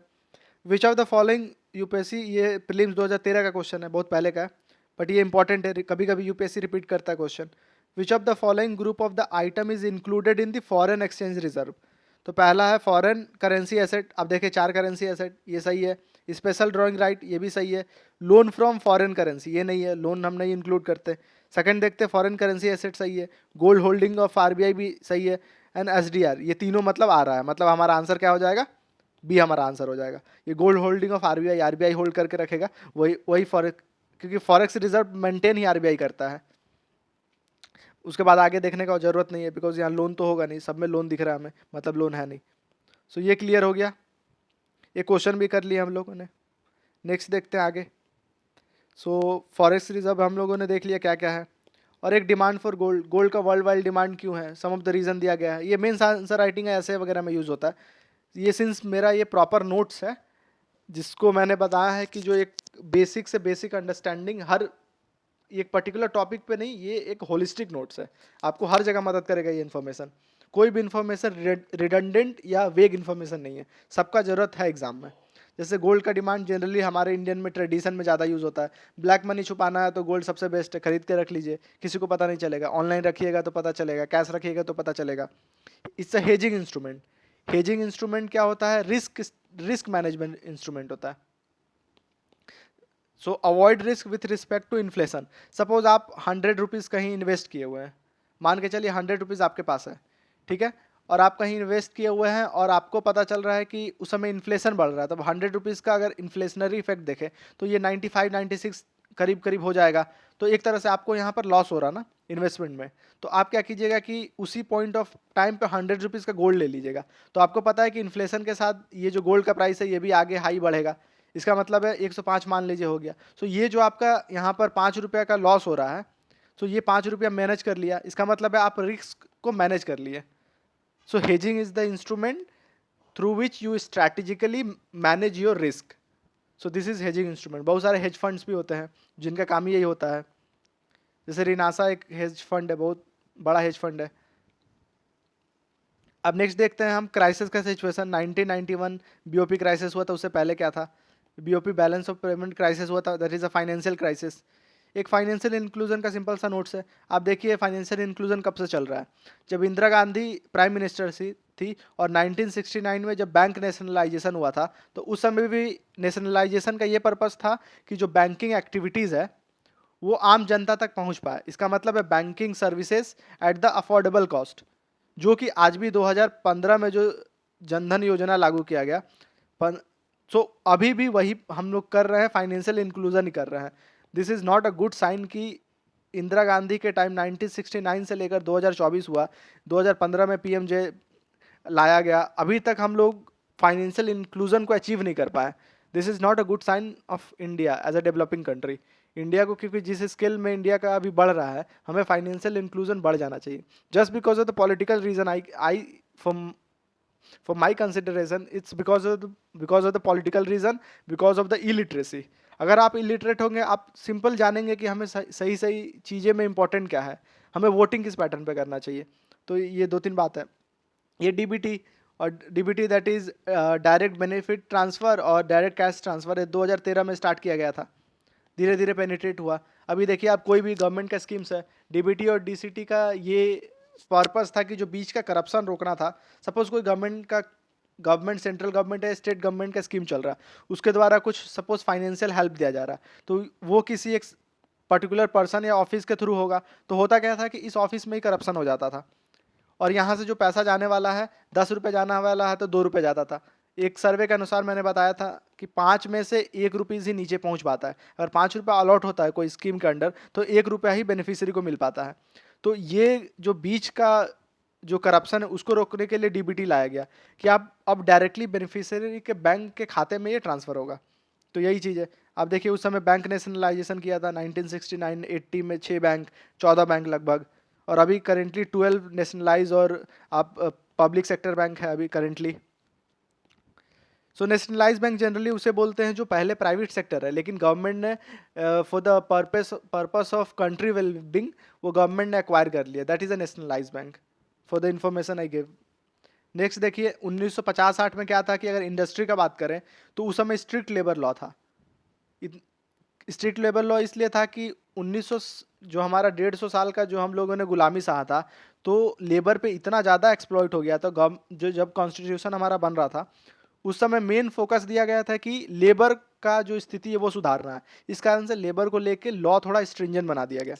सो जिस कारण से जो कंपनीज है वो तो प्रॉफिट कमाना चाहेगी, तो स्ट्रिंजेंट लॉ लाइक आप फायर नहीं कर सकते बिना गवर्नमेंट का परमिशन का, आपको पीएफ देना होगा, आपको बहुत सारा का अलावेंस देना होगा, तो कंपनी इतना बर्डन नहीं उठाना चाहती थी। तो इस कारण से क्या हुआ, द कंपनी ने एक वे आउट निकाला, rather than giving direct employment वो कॉन्ट्रैक्ट जॉब पे स्विच हो गया। कि कॉन्ट्रैक्ट बेसिस पे एम्प्लॉय को रखने लगा रादर देन परमानेंट जॉब। अगर परमानेंट जॉब देगा तो बाकी सब गवर्नमेंट का गाइडलाइंस फॉलो करना होगा, कॉन्ट्रैक्ट जॉब में जो गाइडलाइंस फॉलो नहीं करना है, सिंपल आप काम कराइए कॉन्ट्रैक्ट बेसिस पे। सो इस कारण से ये थोड़ा सा बैकफायर कर गया हमारा इंडस्ट्रियल डेवलपमेंट और जॉब को लेकर, परमानेंट जॉब को लेकर। अब वर्ड लिस्ट जल्दी जल्दी हम लोग कवर कर लेते हैं। फर्स्ट 5 ईयर प्लान हम लोग एग्रीकल्चर फोकस था। Second 5 year plan heavy industry, food corporation of India 1965 for buffer stock के लिए in the case of war and critical situation. First green revolution 1965 M S Swaminathan और Norman बॉर्लिंग के द्वारा किया गया था। पब्लिक डिस्ट्रीब्यूशन सिस्टम पीडीएस का काम था जो एफसीआई था, फूड कॉर्पोरेशन ऑफ इंडिया। इसका एक काम और था कि जो किसान थे, जो फार्मर थे, उनसे एमएसपी पे फूड को खरीदना था और इसको थ्रू डिस्ट्रीब्यूशन यूनिट के थ्रू इसे जितने भी बेनिफिशरीज हैं जो कि फूड अफोर्ड नहीं कर पा रहे उनको फूड देना था। That is PDS system, public distribution system. आगे इसको डिटेल में एक्सप्लेन करूंगा मैं। फाइनेंशियल इंक्लूजन देखा हम लोगों ने, bank nationalization is a part of financial inclusion. या सेकंड पीएमजे योजना, प्रधानमंत्री जनधन योजना 2015, वो भी फाइनेंशियल इंक्लूजन है। Actual the basic meaning is spreading of banking and financial services to every nook and corner of India और everybody should have the bank account. In general आप बोल सकते हैं। Direct benefit transfer, corruption रोकने के लिए। Forest reserve देखे हम लोगों ने, चार liquid currency, gold and SDR, special drawing right. Hedging देखे टू रिस्क मैनेजमेंट के लिए। इंटर जनरेशनल इक्विटी देखे, one debt is transfer to other generation. Black money we have seen gold के फॉर्म में। एंड ब्लैक मनी जनरली एक misconception होता है कि can black money from the formal business और legal business? Yes, it can be. Suppose कोई legal business कर रहा है, ठीक है, और उसने क्या किया कि अपना जो टैक्स लाइबिलिटी है वो पे ही नहीं किया। सो ये जो टैक्स लाइबिलिटी सपोज 100 रुपीज़ का है, ये इसको ही ब्लैक मनी कंसिडर किया जाएगा। So black money can be from the legal और फॉर्मल और ऑथराइज बिजनेस ऑल्सो। सो एक माइंड में ध्यान रखिएगा। प्रीलिम्स में ट्रिकी क्वेश्चन पूछ सकता है। Labour law is stringent, so stringent labour law was responsible for increase in contract jobs. अभी मैंने बताया मैन्युफैक्चरिंग सेक्टर में इस कारण से ही कॉन्ट्रैक्ट जॉब्स ज़्यादा हुआ rather than permanent jobs. Demand pull inflation और कॉस्ट पुश इन्फ्लेशन बताया। Demand pull because of the manufacturing cost increase due to the less efficiency और लेस इनोवेशन और less competition because of the PSUs was leading the manufacturing unit of India that time, and cost push because of the jobs and purchasing power increases that leads the demand increases and that leads the cost push inflation। तो जल्दी जल्दी मैं revise भी कराते जा रहा हूँ। ये एक आंसर राइटिंग का फॉर्मेट है। आप इंट्रोडक्शन में आप डायरेक्ट और इनडायरेक्ट इंट्रोडक्शन दे सकते हैं। जैसे ग्रीन रिवॉल्यूशन आया तो अगर इंट्रोडक्शन में आप क्या लिख सकते हैं? ग्रीन रिवॉल्यूशन डायरेक्ट लिख सकते हैं कि the government initiated the green revolution in 1965 with the help of the M N. Swaminathan and Norman Borlaug in order to secure or food security। and second आप indirect introduction लिख सकते हैं कि the highly dependence of PL480 as well as food shortage and the crunches with respect to the war and other situation, we are compelled to become the self sufficient, like ऐसा लिख सकते हैं, we are compelled to become the self reliant on the food supply, so that we created FCI and that are leading the first green revolution। so this is indirect introduction। आप दोनों तरीके से लिख सकते हैं। देन बॉडी आएगा and then current context आप conclusion में दे सकते हैं कि अभी क्या हम लोगों ने प्रोसीड किया, अभी हमारा सिचुएशन कैसा है। फॉर एग्जांपल अगर फर्स्ट ग्रीन रिवॉल्यूशन का ही बात आया तो आप एक कंक्लूजन ये दे सकते हैं कि from 1965 we are just not able to produce as much as food that our country require। now we are currently the net exporter।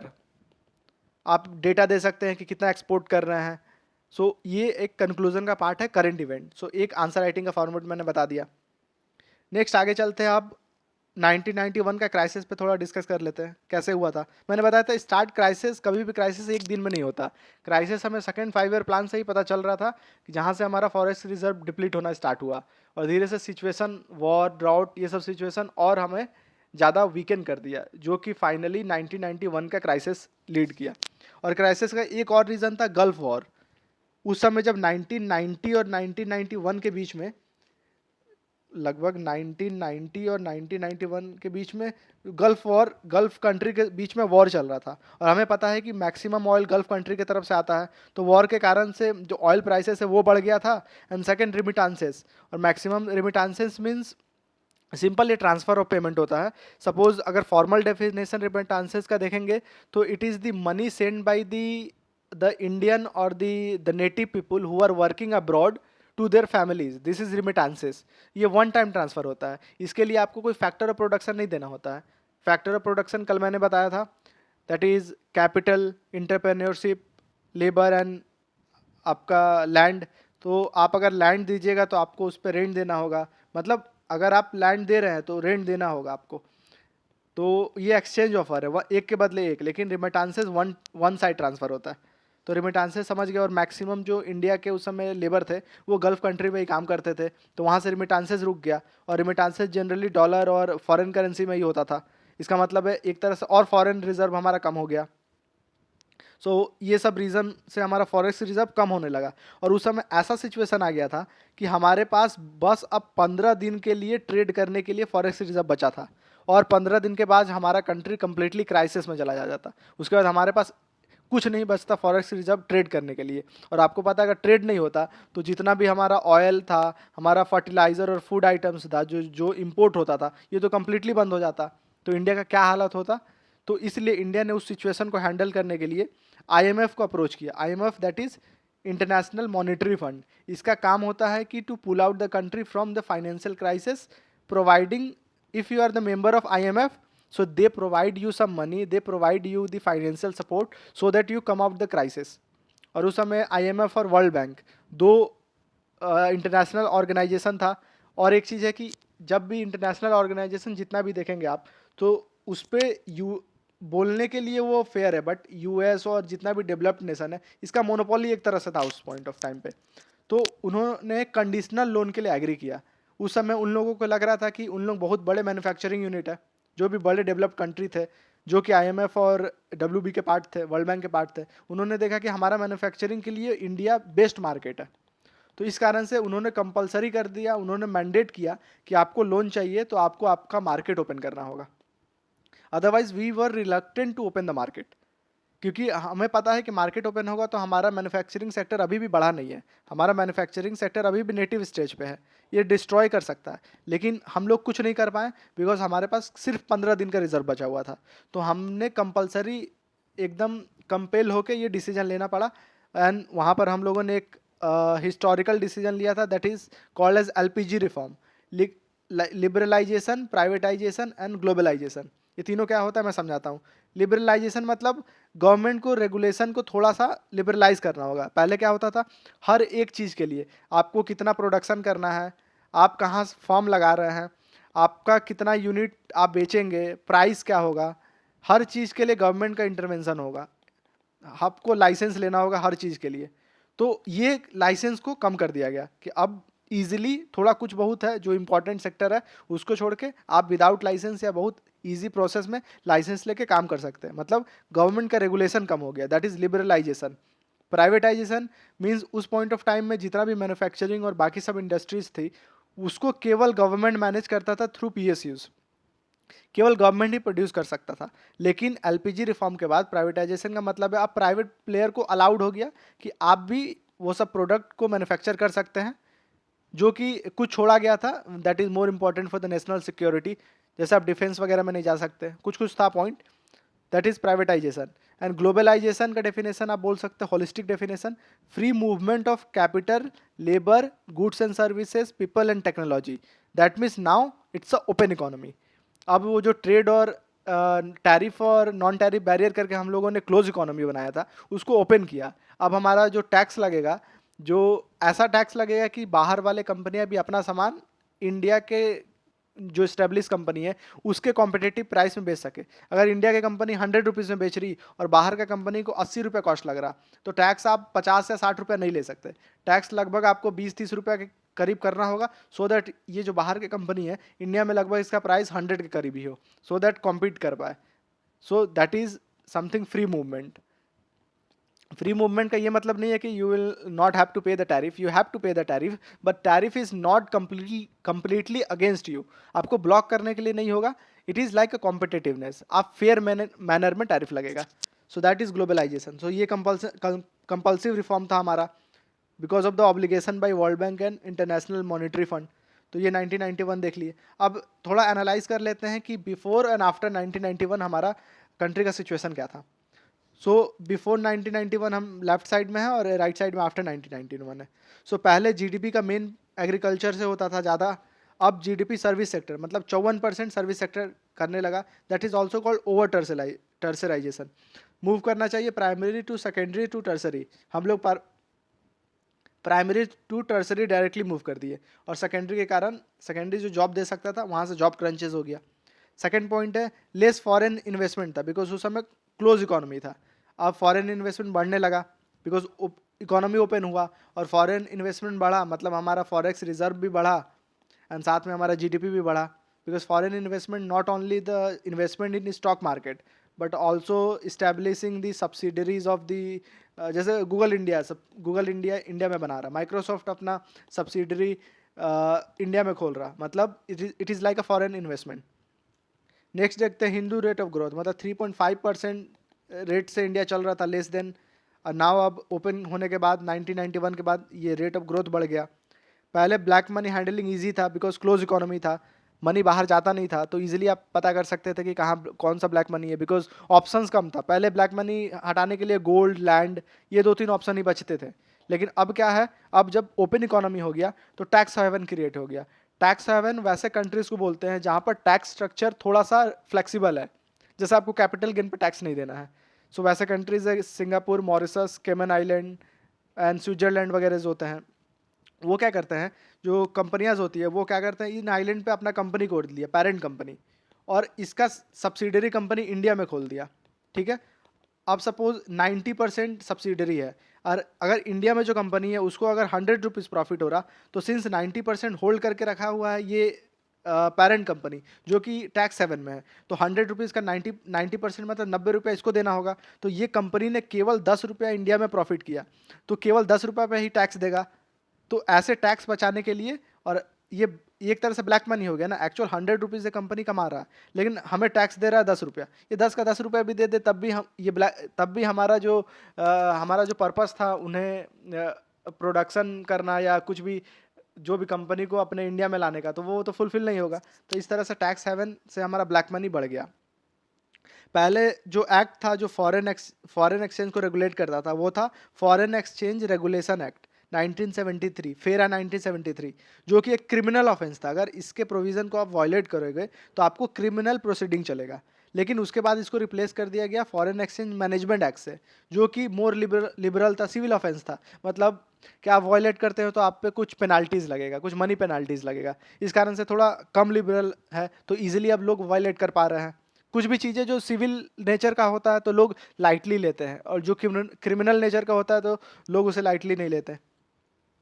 Unemployment ज़्यादा था लेकिन बाद में भी अनएम्प्लॉयमेंट ज़्यादा ही हुआ। द रीज़न मैंने बताया, प्राइमरी से डायरेक्टली टर्सरी जो शिफ्ट हुआ था, ओवर टर्सराइजेशन, इसके वजह से जो एम्प्लॉयमेंट जो होने का प्रोसेस था, जो जनरली डेवलप्ड कंट्री में होता है, जो डेवलपिंग से डेवलप्ड जाता है, तो वो नहीं हो पाया।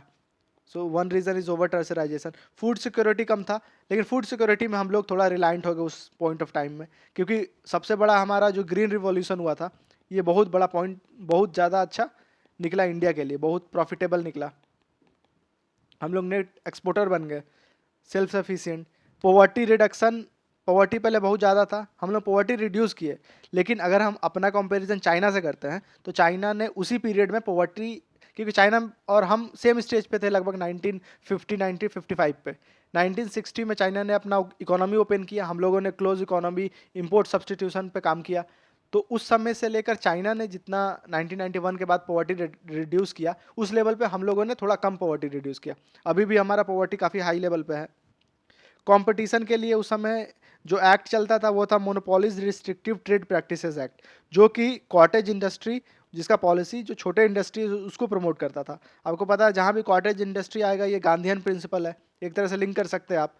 एंड सेकेंड, वो बिग इंडस्ट्री को रेगुलेट करता था, ये जो एक्ट था। कि बड़ा इंडस्ट्री अगर कुछ मल प्रैक्टिसेस कर रही है तो उसको कंट्रोल करेगा। लेकिन इसको कम्प्लीटली चेंज कर दिया गया कंपटीशन कमीशन ऑफ इंडिया से, जो कि मोर लिबरल था। इसमें ज़्यादा वैसा स्ट्रिंजेंट लॉ नहीं था। तो इस कारण से जो बिग प्लेयर है वो ज़्यादा बढ़ने लगे और जो जो कॉटेज इंडस्ट्रियाज है वो धीरे धीरे कम होने लगे। तो ये केस था बिकॉज ऑफ दी अब रेगुलेशन उस लेवल पे नहीं होता है। और नेक्स्ट आप कल मैंने एक टर्म समझाया था क्रोनिक कैपिटलिज्म, इसके वजह से भी रेगुलेशन पे थोड़ा इशू आया है, फेयरनेस पे इशू आया है। नेक्स्ट कंपटीशन हैंडलिंग थोड़ा डिफिकल्ट हो गया, क्योंकि जैसे हम लोगों ने ओपन इकोनॉमी किया तो वर्ल्ड के जितने भी प्लेयर है वो सब इंडिया में अपना प्रोडक्ट बेच सकते हैं। तो चाइना ने क्या अपनाया, चाइना ने प्रीडेटरी डंपिंग स्टार्ट कर दिया। प्रीडेटरी डंपिंग का मतलब होता है कि आपका सामान बनाने में 10 रुपये लग रहा और आप 9 रुपये में उस सामान को बेच दे रहे। इसका मतलब है जो दूसरा कंपनी है जो 10 रुपये का सामान बेच रहा वो तो लगभग थोड़ा सा प्रॉफिट भी लेगा तो 11 रुपये में बेचेगा, लेकिन आप अब 9 रुपये में बेच दे रहे। इसका मतलब है आप कंप्लीटली अपने कंपटीशन को कम कर दे रहे हैं। तो ये this is called predatory dumping, selling the product less than the price of cost of production. So ये एक बड़ा इशू हो गया था। So to in order to kill the competition, ठीक है, ये समझ आ गया। देन एम्बुश मार्केटिंग एक टर्म है। एम्बुश मार्केटिंग मतलब जैसे आपको अल्कोहल बैन है या टोबैको बैन है, ये सब आप डायरेक्टली नहीं बेच सकते, मतलब एडवर्टाइज डायरेक्टली बोल के नहीं कर सकते। तो आप ऐड लगाएंगे कि नंबर 1 यारी है समथिंग, आपने ऐड देखा ही होगा कि कितना सिग्नेचर का ऐड या अलग अलग कंपनी का ऐड, अभी जो कमला पसंद का ऐड चल रहा है क्रिकेटर्स कर रहे हैं, आपने देखा। दिस इज कॉल्ड एम्ब्यूस मार्केटिंग, कि आप डायरेक्टली नहीं बोल रहे कि ये आपको घाटा करेगा या समथिंग, आप दूसरे तरीके से उसे बेचना चाह रहे हैं, ठीक है। यहाँ तक हम लोगों ने देख लिया। अब देखिए जॉइंट फैमिली स्ट्रक्चर पे क्या चेंज आया। पहले हमारा एग्रीकल्चर में ज़्यादा एग्रीकल्चर में डिपेंडेंट था, अभी भी 50% है, लेकिन पहले उससे भी ज़्यादा था। तो पहले जॉइंट फैमिली ज़्यादा होते थे क्योंकि एक फील्ड में बहुत ज़्यादा लोगों को काम करना पड़ता था। इस कारण से फैमिली चाहती थी कि अपने ही घर में के पूरे लेबर फोर्स रहे या अपने ही घर के सब लोग मिलकर काम करें। लेकिन धीरे धीरे जैसे हम लोग सर्विस सेक्टर की तरफ घूमने लगे तो ये जो हमारा जॉइंट फैमिली था ये मूव करने लगा न्यूक्लियर फैमिली में because of the service sector, ठीक है। Then still struggling with inclusive growth. So अभी भी हमारा इंक्लूसिव ग्रोथ नहीं हो पाया है बिकॉज केवल टॉप 1% ऑफ द पॉपुलेशन के पास लगभग more than 50% of the wealth है। या ये डेटा आप एक बार क्रॉस चेक कर लीजिएगा, बट ऐसा ही कुछ काफ़ी इनइक्वल डेटा है। तो अभी भी हम लोग इंक्लूसिव ग्रोथ नहीं दे पाए। एक तरह और देखिए, जैसे प्रधानमंत्री जनधन योजना 2015 का जो था, आप सिंपल सा देखिए कि बैंक नेशनलाइजेशन 1969 से हम लोग कर ही रहे हैं, इंक्लूजन कर रहे हैं इन द बैंकिंग सिस्टम, अभी तक नहीं हो पाया है। मतलब ये पेस काफ़ी स्लो है। उस समय हम सोशलाइजेशन पे ज़्यादा फोकस थे बिकॉज हर कुछ कम गवर्नमेंट ओन्ड था, लेकिन now we are moving towards capitalism, slowly capitalism में मूव कर रहे हैं बिकॉज प्राइवेट सेक्टर को ऑलमोस्ट हर कुछ दे दिया गया है। अब तो एयरपोर्ट रेलवेज भी बिक रहा है, तो जनरली आप देख रहे हैं कि कुछ दिनों में सब प्राइवेट हो जाएगा। देन डेफिनेशन आप थोड़ा बहुत देख सकते हैं कि व्हाट इज कॉटेज इंडस्ट्री। ये रफ डेफिनेशन है कि labour generally from the family, मतलब छोटा सा इंडस्ट्री, छोटा सा काम कर रहे हैं जिसमें जैसे टेक्सटाइल इंडस्ट्री हुआ, एग्रीकल्चर, ये सब कॉटेज इंडस्ट्री है, छोटा इंडस्ट्री है। फूड प्रोसेसिंग इंडस्ट्रीज, तो ये सब स्मॉल लेवल पे कि अपने ही घर के लोग उसमें काम कर रहे हैं। और MSME that means micro small medium, मतलब कि लेबर फ्रॉम सराउंडिंग एरिया, उसी राज्य में के लोग उस पर काम कर रहे हैं। तो ये थोड़ा सा जनरल डेफिनेशन है, इसका मोर एक्यूरेट डेफिनेशन आपको मिल जाएगा। तो अब आते हैं बैलेंस ऑफ पेमेंट पे। जो बैलेंस ऑफ पेमेंट क्राइसिस हुआ था उसका हम लोग यूनिट देख लेते हैं, उसमें क्या क्या इंक्लूड है। So balance of payment generally क्या था कि external transaction of the India with the rest of the world.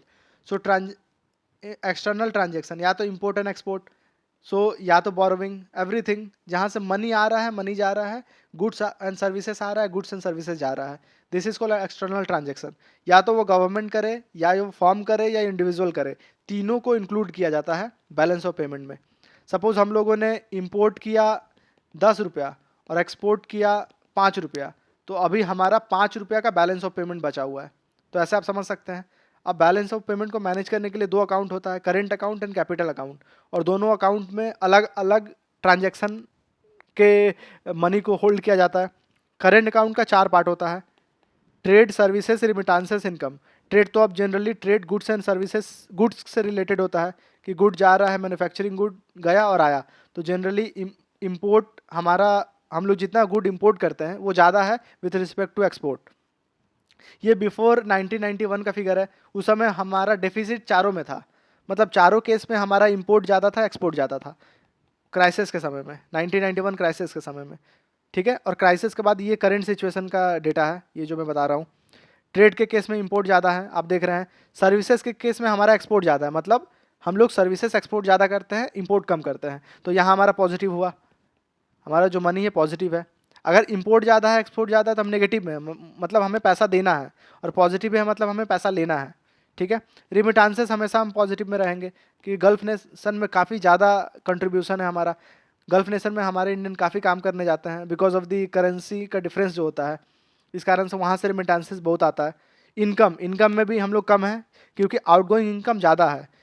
Income मतलब foreign company operating in India owning asset more than Indian asset in abroad. मतलब जो foreign कंपनियां हैं, जो जिसने अपना सब्सिडरी फॉर्म या अपना अपना सब्सिडरीज कंपनी इंडिया में खोला है, जैसे Google India, Amazon, Flipkart is a Indian company. So जितना भी इन्होंने खोला है with respect to Indian people who open the company in the foreign. तो जैसे गूगल अगर इंडिया में खोल लिया कंपनी अपना सब्सिडरी, तो गूगल इंडिया में जितना जो प्रॉफिट होगा, ठीक है, तो आप समझिए फैक्टर ऑफ प्रोडक्शन 4 बताया था। मान के चलिए गूगल लैंड खरीद लिया, लैंड, लेबर, कैपिटल और इंटरप्रेन्योरशिप। इसको मैं समझा देता हूँ यहाँ पर कैसे। जैसे गूगल इंडिया में कंपनी खोला, तो गूगल 4 फैक्टर ऑफ प्रोडक्शन हमने बताया था, लैंड, लेबर, कैपिटल और इंटरप्रेन्योरशिप। ठीक है, सो गूगल जब कंपनी खोला होगा तो सपोज लैंड रेंट पे लिया, तो गूगल को क्या हुआ, रेंट देना पड़ेगा कुछ अमाउंट। लेबर हुआ तो उसको वेजेस देना पड़ेगा। कैपिटल तो गूगल खुद का लगाएगा, तो ये जो कैपिटल में उसको जो इंटरेस्ट मिलेगा वो खुद को रखेगा। And entrepreneurship that means profit, जो शेयर है। अब आप ध्यान से देखिए, इसमें सपोज गूगल ने रेंट दे दिया इंडिया का, जो भी लैंड है उसका रेंट दे दिया, और हमें कुछ लेबर के कुछ हमें जॉब मिल गया इससे। लेकिन जब आप कैपिटल का बात कर रहे हैं, कैपिटल गूगल खुद लगा रहा है, मतलब उसका इंटरेस्ट खुद ले रहा है। और इंटरप्रेन्योरशिप मतलब जितना शेयर है, जैसे गूगल इंडिया है, गूगल इंडिया और गूगल का पेरेंट कंपनी, ऐसे समझिए। गूगल का पेरेंट कंपनी के पास गूगल इंडिया का 80% शेयर है, मतलब ये इंटरप्रेन्योर वाला पार्ट यहाँ पर आएगा, आइडियाज़ वाला पार्ट। मतलब गूगल इंडिया को अगर 100 रुपीज़ प्रॉफिट हो रहा है, तो ये 100 रुपीज़ में आप देखिएगा कि 80 रुपीज़ ये गूगल का हेडक्वार्टर दैट इज यूएस चला जाएगा, और इंडिया में केवल 20 रुपीज़ बचेगा। तो इस तरह से जो इनकम है, जो बाहर का कंपनी इंडिया में स्टैब्लिश हो रहा, वो मैक्सिमम इनकम अपने कंट्री में भेज रहा। इस हिसाब से बहुत ज़्यादा इन्फ्लो हो रहा है अपने कंट्री से बाहर इनकम।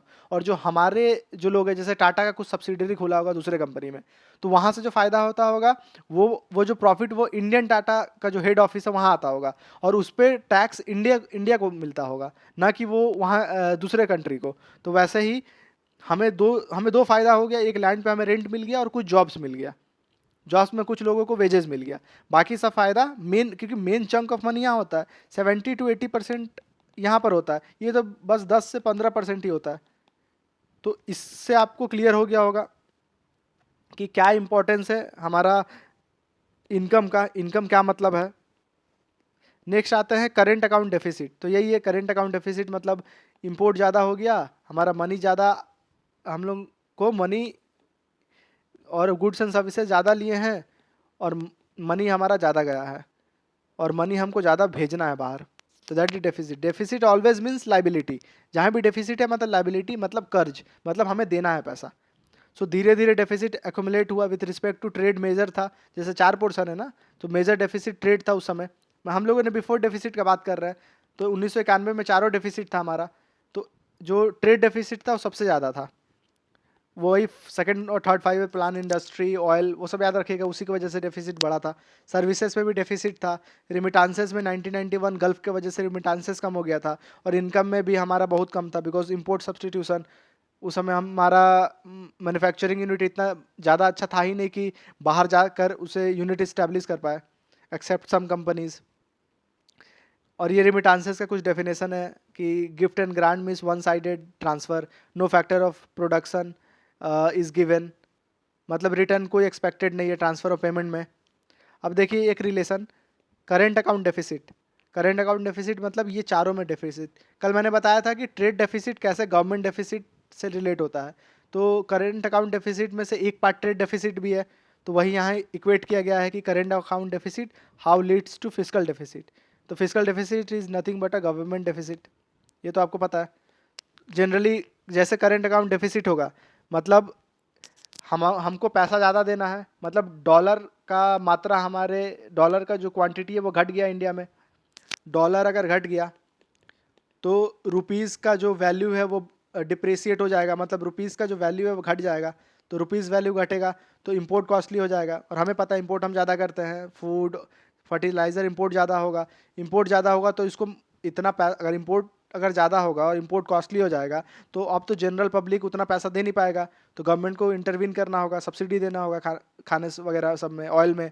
और सब्सिडी देना होगा तो गवर्नमेंट का रेवेन्यू कम होगा, रेवेन्यू कम होगा तो गवर्नमेंट को बोरोविंग करना होगा, गवर्नमेंट का डेट बढ़ेगा, that is the physical deficit हो जाएगा, गवर्नमेंट का डेफिसिट हो जाएगा। सो this is the relation between current account deficit and the physical deficit. अब देखते हैं दो अकाउंट यहाँ देखे थे हम लोगों ने बैलेंस ऑफ पेमेंट में, एक करेंट अकाउंट, सेकेंड था कैपिटल अकाउंट। अब आते हैं कैपिटल अकाउंट पे। So capital account generally long term basis पे होता है, current account short term basis पे होता है। जैसे ट्रेड ट्रेड हो रहा है गुड्स एंड सर्विसेज का, तो गुड आज जा रहा है, 4-5 दिन बाद आपका उसका पैसा मिल जाएगा। सो आप सेविंग अकाउंट करेंट अकाउंट से भी रिलेट कर सकते हैं। करेंट अकाउंट क्या होता है कि आप वैसा अकाउंट होता है जो जनरली उसमें ट्रांजेक्शन होते रहता है। सेविंग अकाउंट मतलब एक बार चल गया तो जनरली हम लोग पर डे ट्रांजेक्शन नहीं करते हैं, अनलेस जब तक यूपीआई नहीं आया था, अब तो हो रहा है। अब कैपिटल अकाउंट का बात कर लेते हैं। तो कैपिटल अकाउंट दो तरीका से होता है, एक तो इन्वेस्टमेंट और दूसरा बोरोविंग। सी दोनों दोनों केस में क्या डिफरेंस है पहले मैं समझा देता हूँ। इन्वेस्टमेंट में क्या होता है कि मनी इनफ्लो होता है अकाउंट में, बट हम उसके लिए इंटरेस्ट पे या कुछ लाइबिलिटी हम पे नहीं बनता है। जैसे किसी ने कुछ परसेंट शेयर खरीद लिया तो हमारा लाइबिलिटी नहीं है कि हमें कुछ उससे मंथली या कुछ पे करना है। लेकिन बोरोविंग केस में जब मनी इनफ्लो होता है हमारे अकाउंट में तो हमें कुछ लाइबिलिटी रहता है। अगर बॉन्ड वगैरह भी केस में या लोन के केस में हमारा लाइबिलिटी रहता है कि हर मंथ हमें ईएमआई वगैरह सब पे करना होता है। तो ये डिफरेंस होता है इन्वेस्टमेंट और बोरोविंग में, ठीक है। अब इन्वेस्टमेंट तीन तरीका का हो सकता है। फॉरेन डायरेक्ट इन्वेस्टमेंट, इसका मतलब होता है कि जो बाहर की कंपनियां जिसका मेन पर्पस है बिजनेस करना, वो चाहता है कि अपना सब्सिडरी फर्म लाए या नया प्रोजेक्ट इंडिया में खोले या कोई एग्जिस्टिंग प्रोजेक्ट है उसको बनाए। नया प्रोजेक्ट खोले तो उसे ग्रीनफील्ड प्रोजेक्ट बोलते हैं, और एग्जिस्टिंग प्रोजेक्ट प्रोजेक्ट चल रहा हो तो ब्राउनफील्ड प्रोजेक्ट। एक एग्जांपल दे देता हूँ, सपोज गूगल या अमेजोन चाह रहा है कि अपना एक सब्सिडरी यूनिट खोले, एक नया कुछ प्रोजेक्ट बनाए, एक नया मैन्युफैक्चरिंग यूनिट खोले, जैसे एप्पल ने मैन्युफैक्चरिंग यूनिट खोला, दैट इज़ ग्रीन फील्ड। और ब्राउन फील्ड क्या होता है कि कोई पर्टिकुलर इंडियन कंपनी पहले से कर रहा है काम, वो सपोज आधा किया हुआ है, हाफ काम किया हुआ है और आगे उसको कुछ मिल नहीं रहा, तो दूसरे कंपनी क्या करेगा ना, इसको एक्वायर कर लेगा इस कंपनी को, और अपना जो मोटिव है, अपना जो मैन्युफैक्चरिंग यूनिट है इसमें कन्वर्ट कर देगा। दिस इज ब्राउनफील्ड प्रोजेक्ट, मतलब एग्जिस्टिंग प्रोजेक्ट में एडिशन करना, that is brownfield. And greenfield means new project start करना। This is foreign direct investment, ये बिजनेस के पर्पज से आता है, लॉन्ग टर्म पर्पज से आता है। एंड फिर होता है फॉरेन इंस्टीट्यूशनल इन्वेस्टमेंट और क्वालिफाइड फॉरेन इन्वेस्टमेंट, दोनों को हम लोग को मिला के बोलते हैं फॉरेन पोर्टफोलियो इन्वेस्टमेंट। ये जनरली स्टॉक मार्केट में, बॉन्ड मार्केट में, बॉन्ड मार्केट या डेट मार्केट बोल सकते हैं, इस पे इन लोग पैसा लगाते हैं। और और इनका पर्पस बिजनेस करना नहीं होता है। और एक और एग्जांपल है, अगर इन लोगों ने किसी कंपनी में पैसा लगाया और 10% से ज़्यादा शेयर खरीद लिया उस कंपनी का, तो ये डायरेक्टली फॉरेन पोर्टफोलियो इन्वेस्टर से डायरेक्ट एफडीआई में आ जाते हैं। डायरेक्टली रूल है कि अगर 10% से ज़्यादा आप खरीद लिया तो आपका मतलब है आप बिजनेस पे इंटरेस्टेड है। आप केवल वो पैसा, जब कैपिटल बढ़ता है तो एक प्रॉफिट कमाने के लिए आप नहीं आए हैं, आप एक्चुअल इंटरेस्टेड है बिजनेस में। तो in that case you are considered under FDI. एक और ट्रिकी क्वेश्चन पूछता है, सपोज कोई कंपनी ने 10% शेयर खरीदा, अब तो एफडीआई में आ गया, लेकिन अब शेयर बेच के उसका 9% हो गया, क्या फिर वो फॉरेन पोर्टफोलियो इन्वेस्टमेंट में आएगा? नहीं आएगा, ये आंसर नहीं होगा। ये हमें अगर एक बार वो एफडीआई के अंडर आ गया, मतलब अब वो 4% या 5% भी शेयर हो गया, तो वो एफडीआई के अंदर ही आएगा। नेक्स्ट देखते हैं, ये दोनों का डिफरेंस देख लेते हैं कि foreign qualified investor and qualified foreign investor में डिफरेंस क्या आता है। तो ये फॉरेन इंस्टीट्यूशनल इन्वेस्टमेंट होते हैं, इन्वेस्टर्स होते हैं, ये एक कोई फॉर्म होता है, जैसे म्यूचुअल फंड हो गया, जैसे हेज फंड हो गया, एक फंड होता है, या कोई एक इंस्टीट्यूशन होता है, एक कंपनी होता है जो कि इंडिया में पैसा लगाता है, इंडिया के स्टॉक मार्केट और डेट मार्केट या बॉन्ड मार्केट में पैसा लगाता है। लेकिन क्वालिफाइड फॉरेन इन्वेस्टमेंट क्या होता है, एक इंडिविजुअल होता है, एक इंडिविजुअल होता है जिसको सेबी ने, that is securities exchange board of India ने लाइसेंस दिया होता है कि आप इंडियन स्टॉक मार्केट में ट्रेड कर सकते हैं। तो ये इंडिविजुअल होता है, जैसे वॉरेन बफे हो गए, जैसे कोई बड़ा बड़ा इंडिविजुअल हो गया, वो जिसको सेबी का द्वारा लाइसेंस प्राप्त है कि आप डायरेक्टली इन्वेस्ट कर सकते हैं, तो वो होते हैं क्वालिफाइड फॉरेन इन्वेस्टर्स। तो आपको अब क्लियर हो गया होगा ये तीनों पॉइंट पे। सो एफडीआई का प्रॉफिट फ़ायदा ये होता है कि जब एफडीआई आते हैं तो उनका काम है बिजनेस लाना, अपना सब्सिडरी यूनिट खोलेंगे तो पक्का है कि वो अपना सब्सिडरी यूनिट खोलेंगे तो उनका मेन पर्पस है बिजनेस करना, प्रॉफिट कमाना।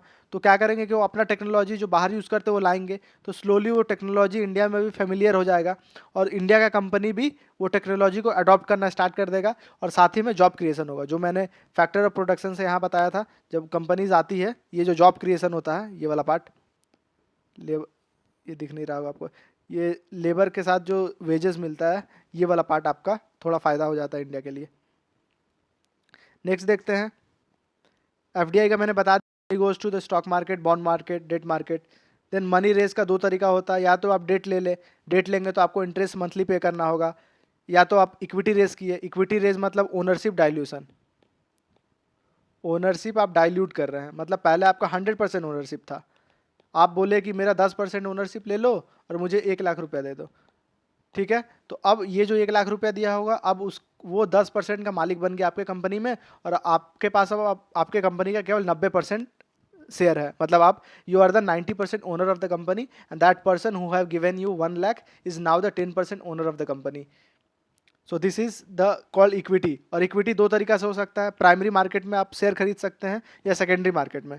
अगर प्राइमरी मार्केट में खरीदेंगे दैट इज आईपीओ के थ्रू होता है, मतलब जब कंपनी पहले प्राइवेट लिमिटेड कंपनीज होती है, जब वो पब्लिक में लिस्ट हो जाती है, मतलब पब्लिक से के पास, जब प्राइवेट कंपनीज बोलती है कि अब मेरा कंपनी का शेयर पब्लिक खरीद सकता है, तो उसका एक प्रोसेस होता है जिसे हम आईपीओ बोलते हैं, इनिशियल पब्लिक ऑफरिंग या FPO, follow on public offering, कि अब कंपनी रेडी है पब्लिक को अपना शेयर डाइल्यूट करने के लिए।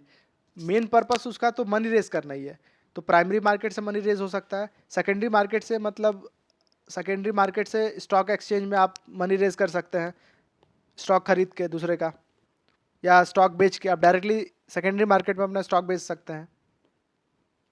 नाउ फर्स्ट हम लोगों ने देख लिया कैपिटल अकाउंट में, इन्वेस्टमेंट देख लिया, अब आते हैं बोरोविंग पे।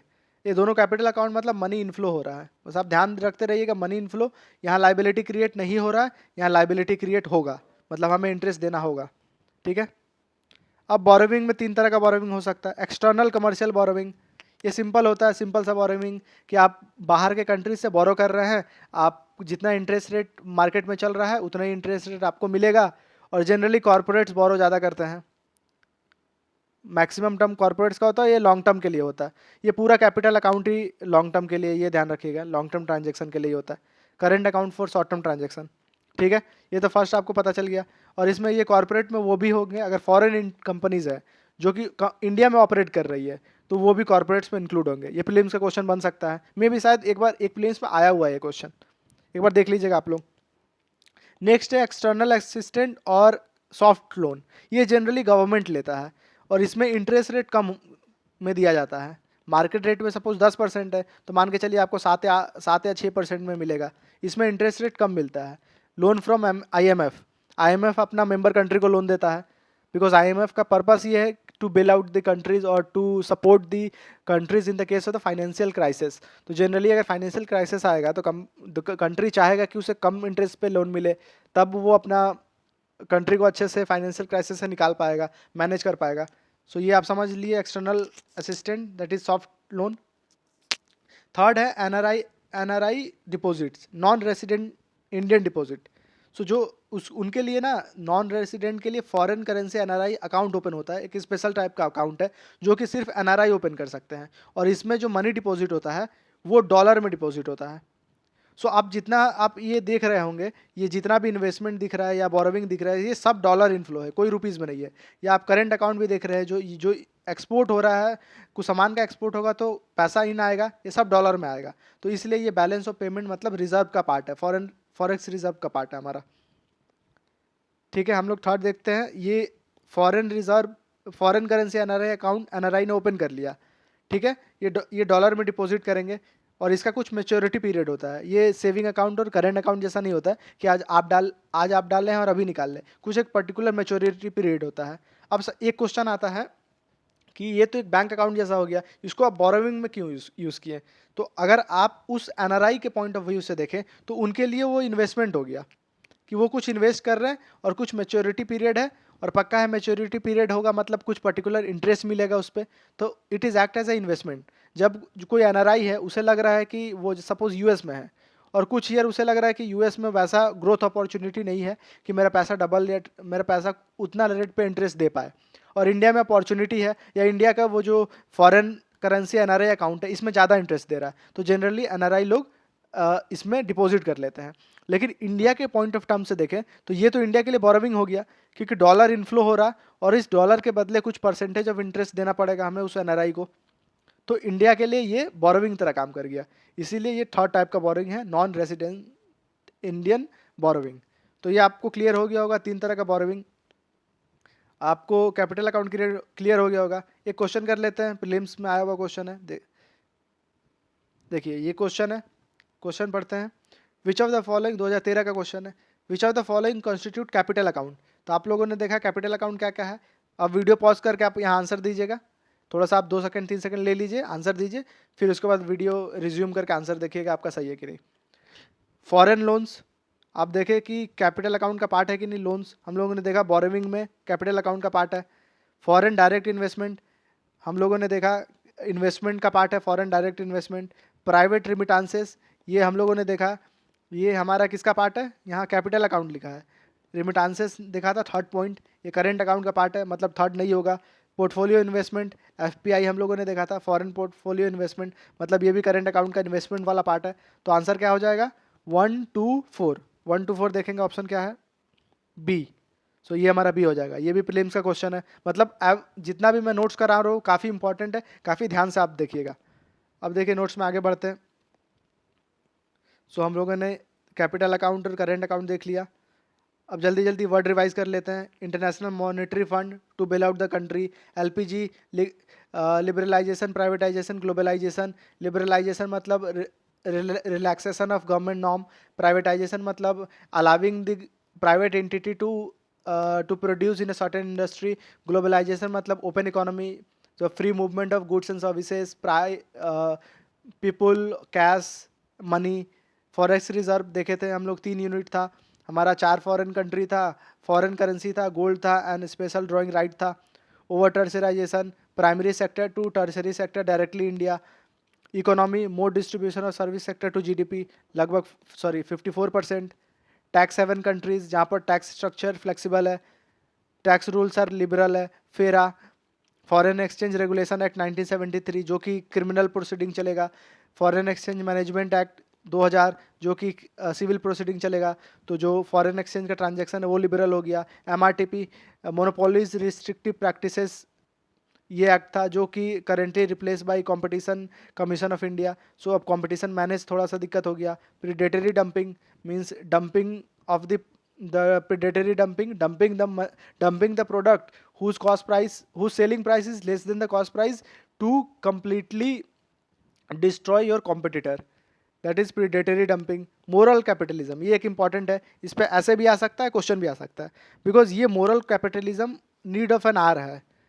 क्वेश्चन ऐसा आ सकता है क्या, कैन, एक क्वेश्चन आया भी है, कैन कैपिटलिज्म बी इंक्लूसिव, ये ऐसा करके क्वेश्चन है या ऐसे आप देख लीजिएगा। सो वहाँ पर आप स्टार्ट कर सकते हैं इंट्रोडक्शन में कि moral capitalism is a need of an hour that helps to make the capitalist country or the country moving towards the capitalism or to make a rule or something, ऐसा कुछ आप start कर सकते हैं। Then BOP ये देखें, balance of payment crisis 1991, current account deficit देखें जो 4 फैक्टर है, रिमिटांसेस देखे थे, then fiscal deficit, that is the government deficit because of the borrowing to fund the government policies, to fund the welfare of the society. Foreign direct investment in the purpose of business, foreign portfolio investment, stock market, bond market. FII foreign institutional investment, कोई institution है, qualified foreign institution, that is कोई एक particular person है जिसको SEBI licence दिया हुआ है. FII regulated by SEBI, मतलब ये दोनों को सेबी ही रेगुलेट करता है. अगर ये बिजनेस में आ गया तब भी सेबी रेगुलेट करता है. ECB external commercial borrowing, same rate पे आपको लोन मिलेगा. एक्सटर्नल असिस्टेंट जिसको सॉफ्ट लोन भी बोलते हैं, through the IMF come rate पे लोन मिलेगा. Primary market, IPO FPO, initial public offering and follow on public offering. Secondary market जो स्टॉक मार्केट होता है, NSE BSE जो आप स्टॉक ट्रेड करते हैं वो जनरली सेकेंडरी मार्केट में करते हैं. IPO जनरली आप डायरेक्ट कंपनी से शेयर खरीदते हैं. तो आज के लिए इतना हम आज यहाँ पर मैं इंड करता हूँ. और आज मैंने 4 या 5 6 अप्रॉक्स प्रीलिम्स का क्वेश्चन कराया. नेक्स्ट क्लास में भी मैं कुछ प्रीलिम्स का क्वेश्चन से स्टार्ट करूँगा और उसके बाद आगे हम लोग बढ़ेंगे. और इंट्रोडक्शन का 2 क्लास होने वाला है. और इंट्रोडक्शन ये ओवरव्यू है, इंट्रोडक्शन प्लस ओवरव्यू है. आप ये मत समझिए केवल इंट्रोडक्शन है, बिकॉज आप देख रहे हैं कि मैं प्रीलिम्स का क्वेश्चन साथ में मेंस आंसर राइटिंग भी बता रहा हूँ. तो ये आपके लिए इंपॉर्टेंट है इकोनॉमिक पॉइंट ऑफ व्यू से. और आप इसको एक बार रिवाइज कर लीजिएगा, नेक्स्ट क्लास में ज़्यादा फायदा होगा. बिकॉज एक इंटर रिलेटेड है 2 लेक्चर. और एक रिक्वेस्ट होगा मेरे तरफ से कि इस चैनल को आप शेयर कीजिए और साथ में इस चैनल को सब्सक्राइब कीजिए, ताकि इसका सब्सक्राइबर बढ़े और मुझे भी मोटिवेशन मिले कि जो मैं काम कर रहा हूँ, जो मैं पढ़ा रहा हूँ, लोगों को अच्छा लग रहा है. और कुछ भी फीडबैक देना है, I am completely open to have any kind of positive negative feedback, because it is also a learning process for me. So please share this channel, subscribe this channel, like this video, and press the bell icon so that you will get the notification as soon as I will upload the video. Thank you for today. We will meet tomorrow with a new lecture, with the new information, and hope your preparation is doing well. You're going to crack UPSC in this attempt only. I wish and best of luck for your examination.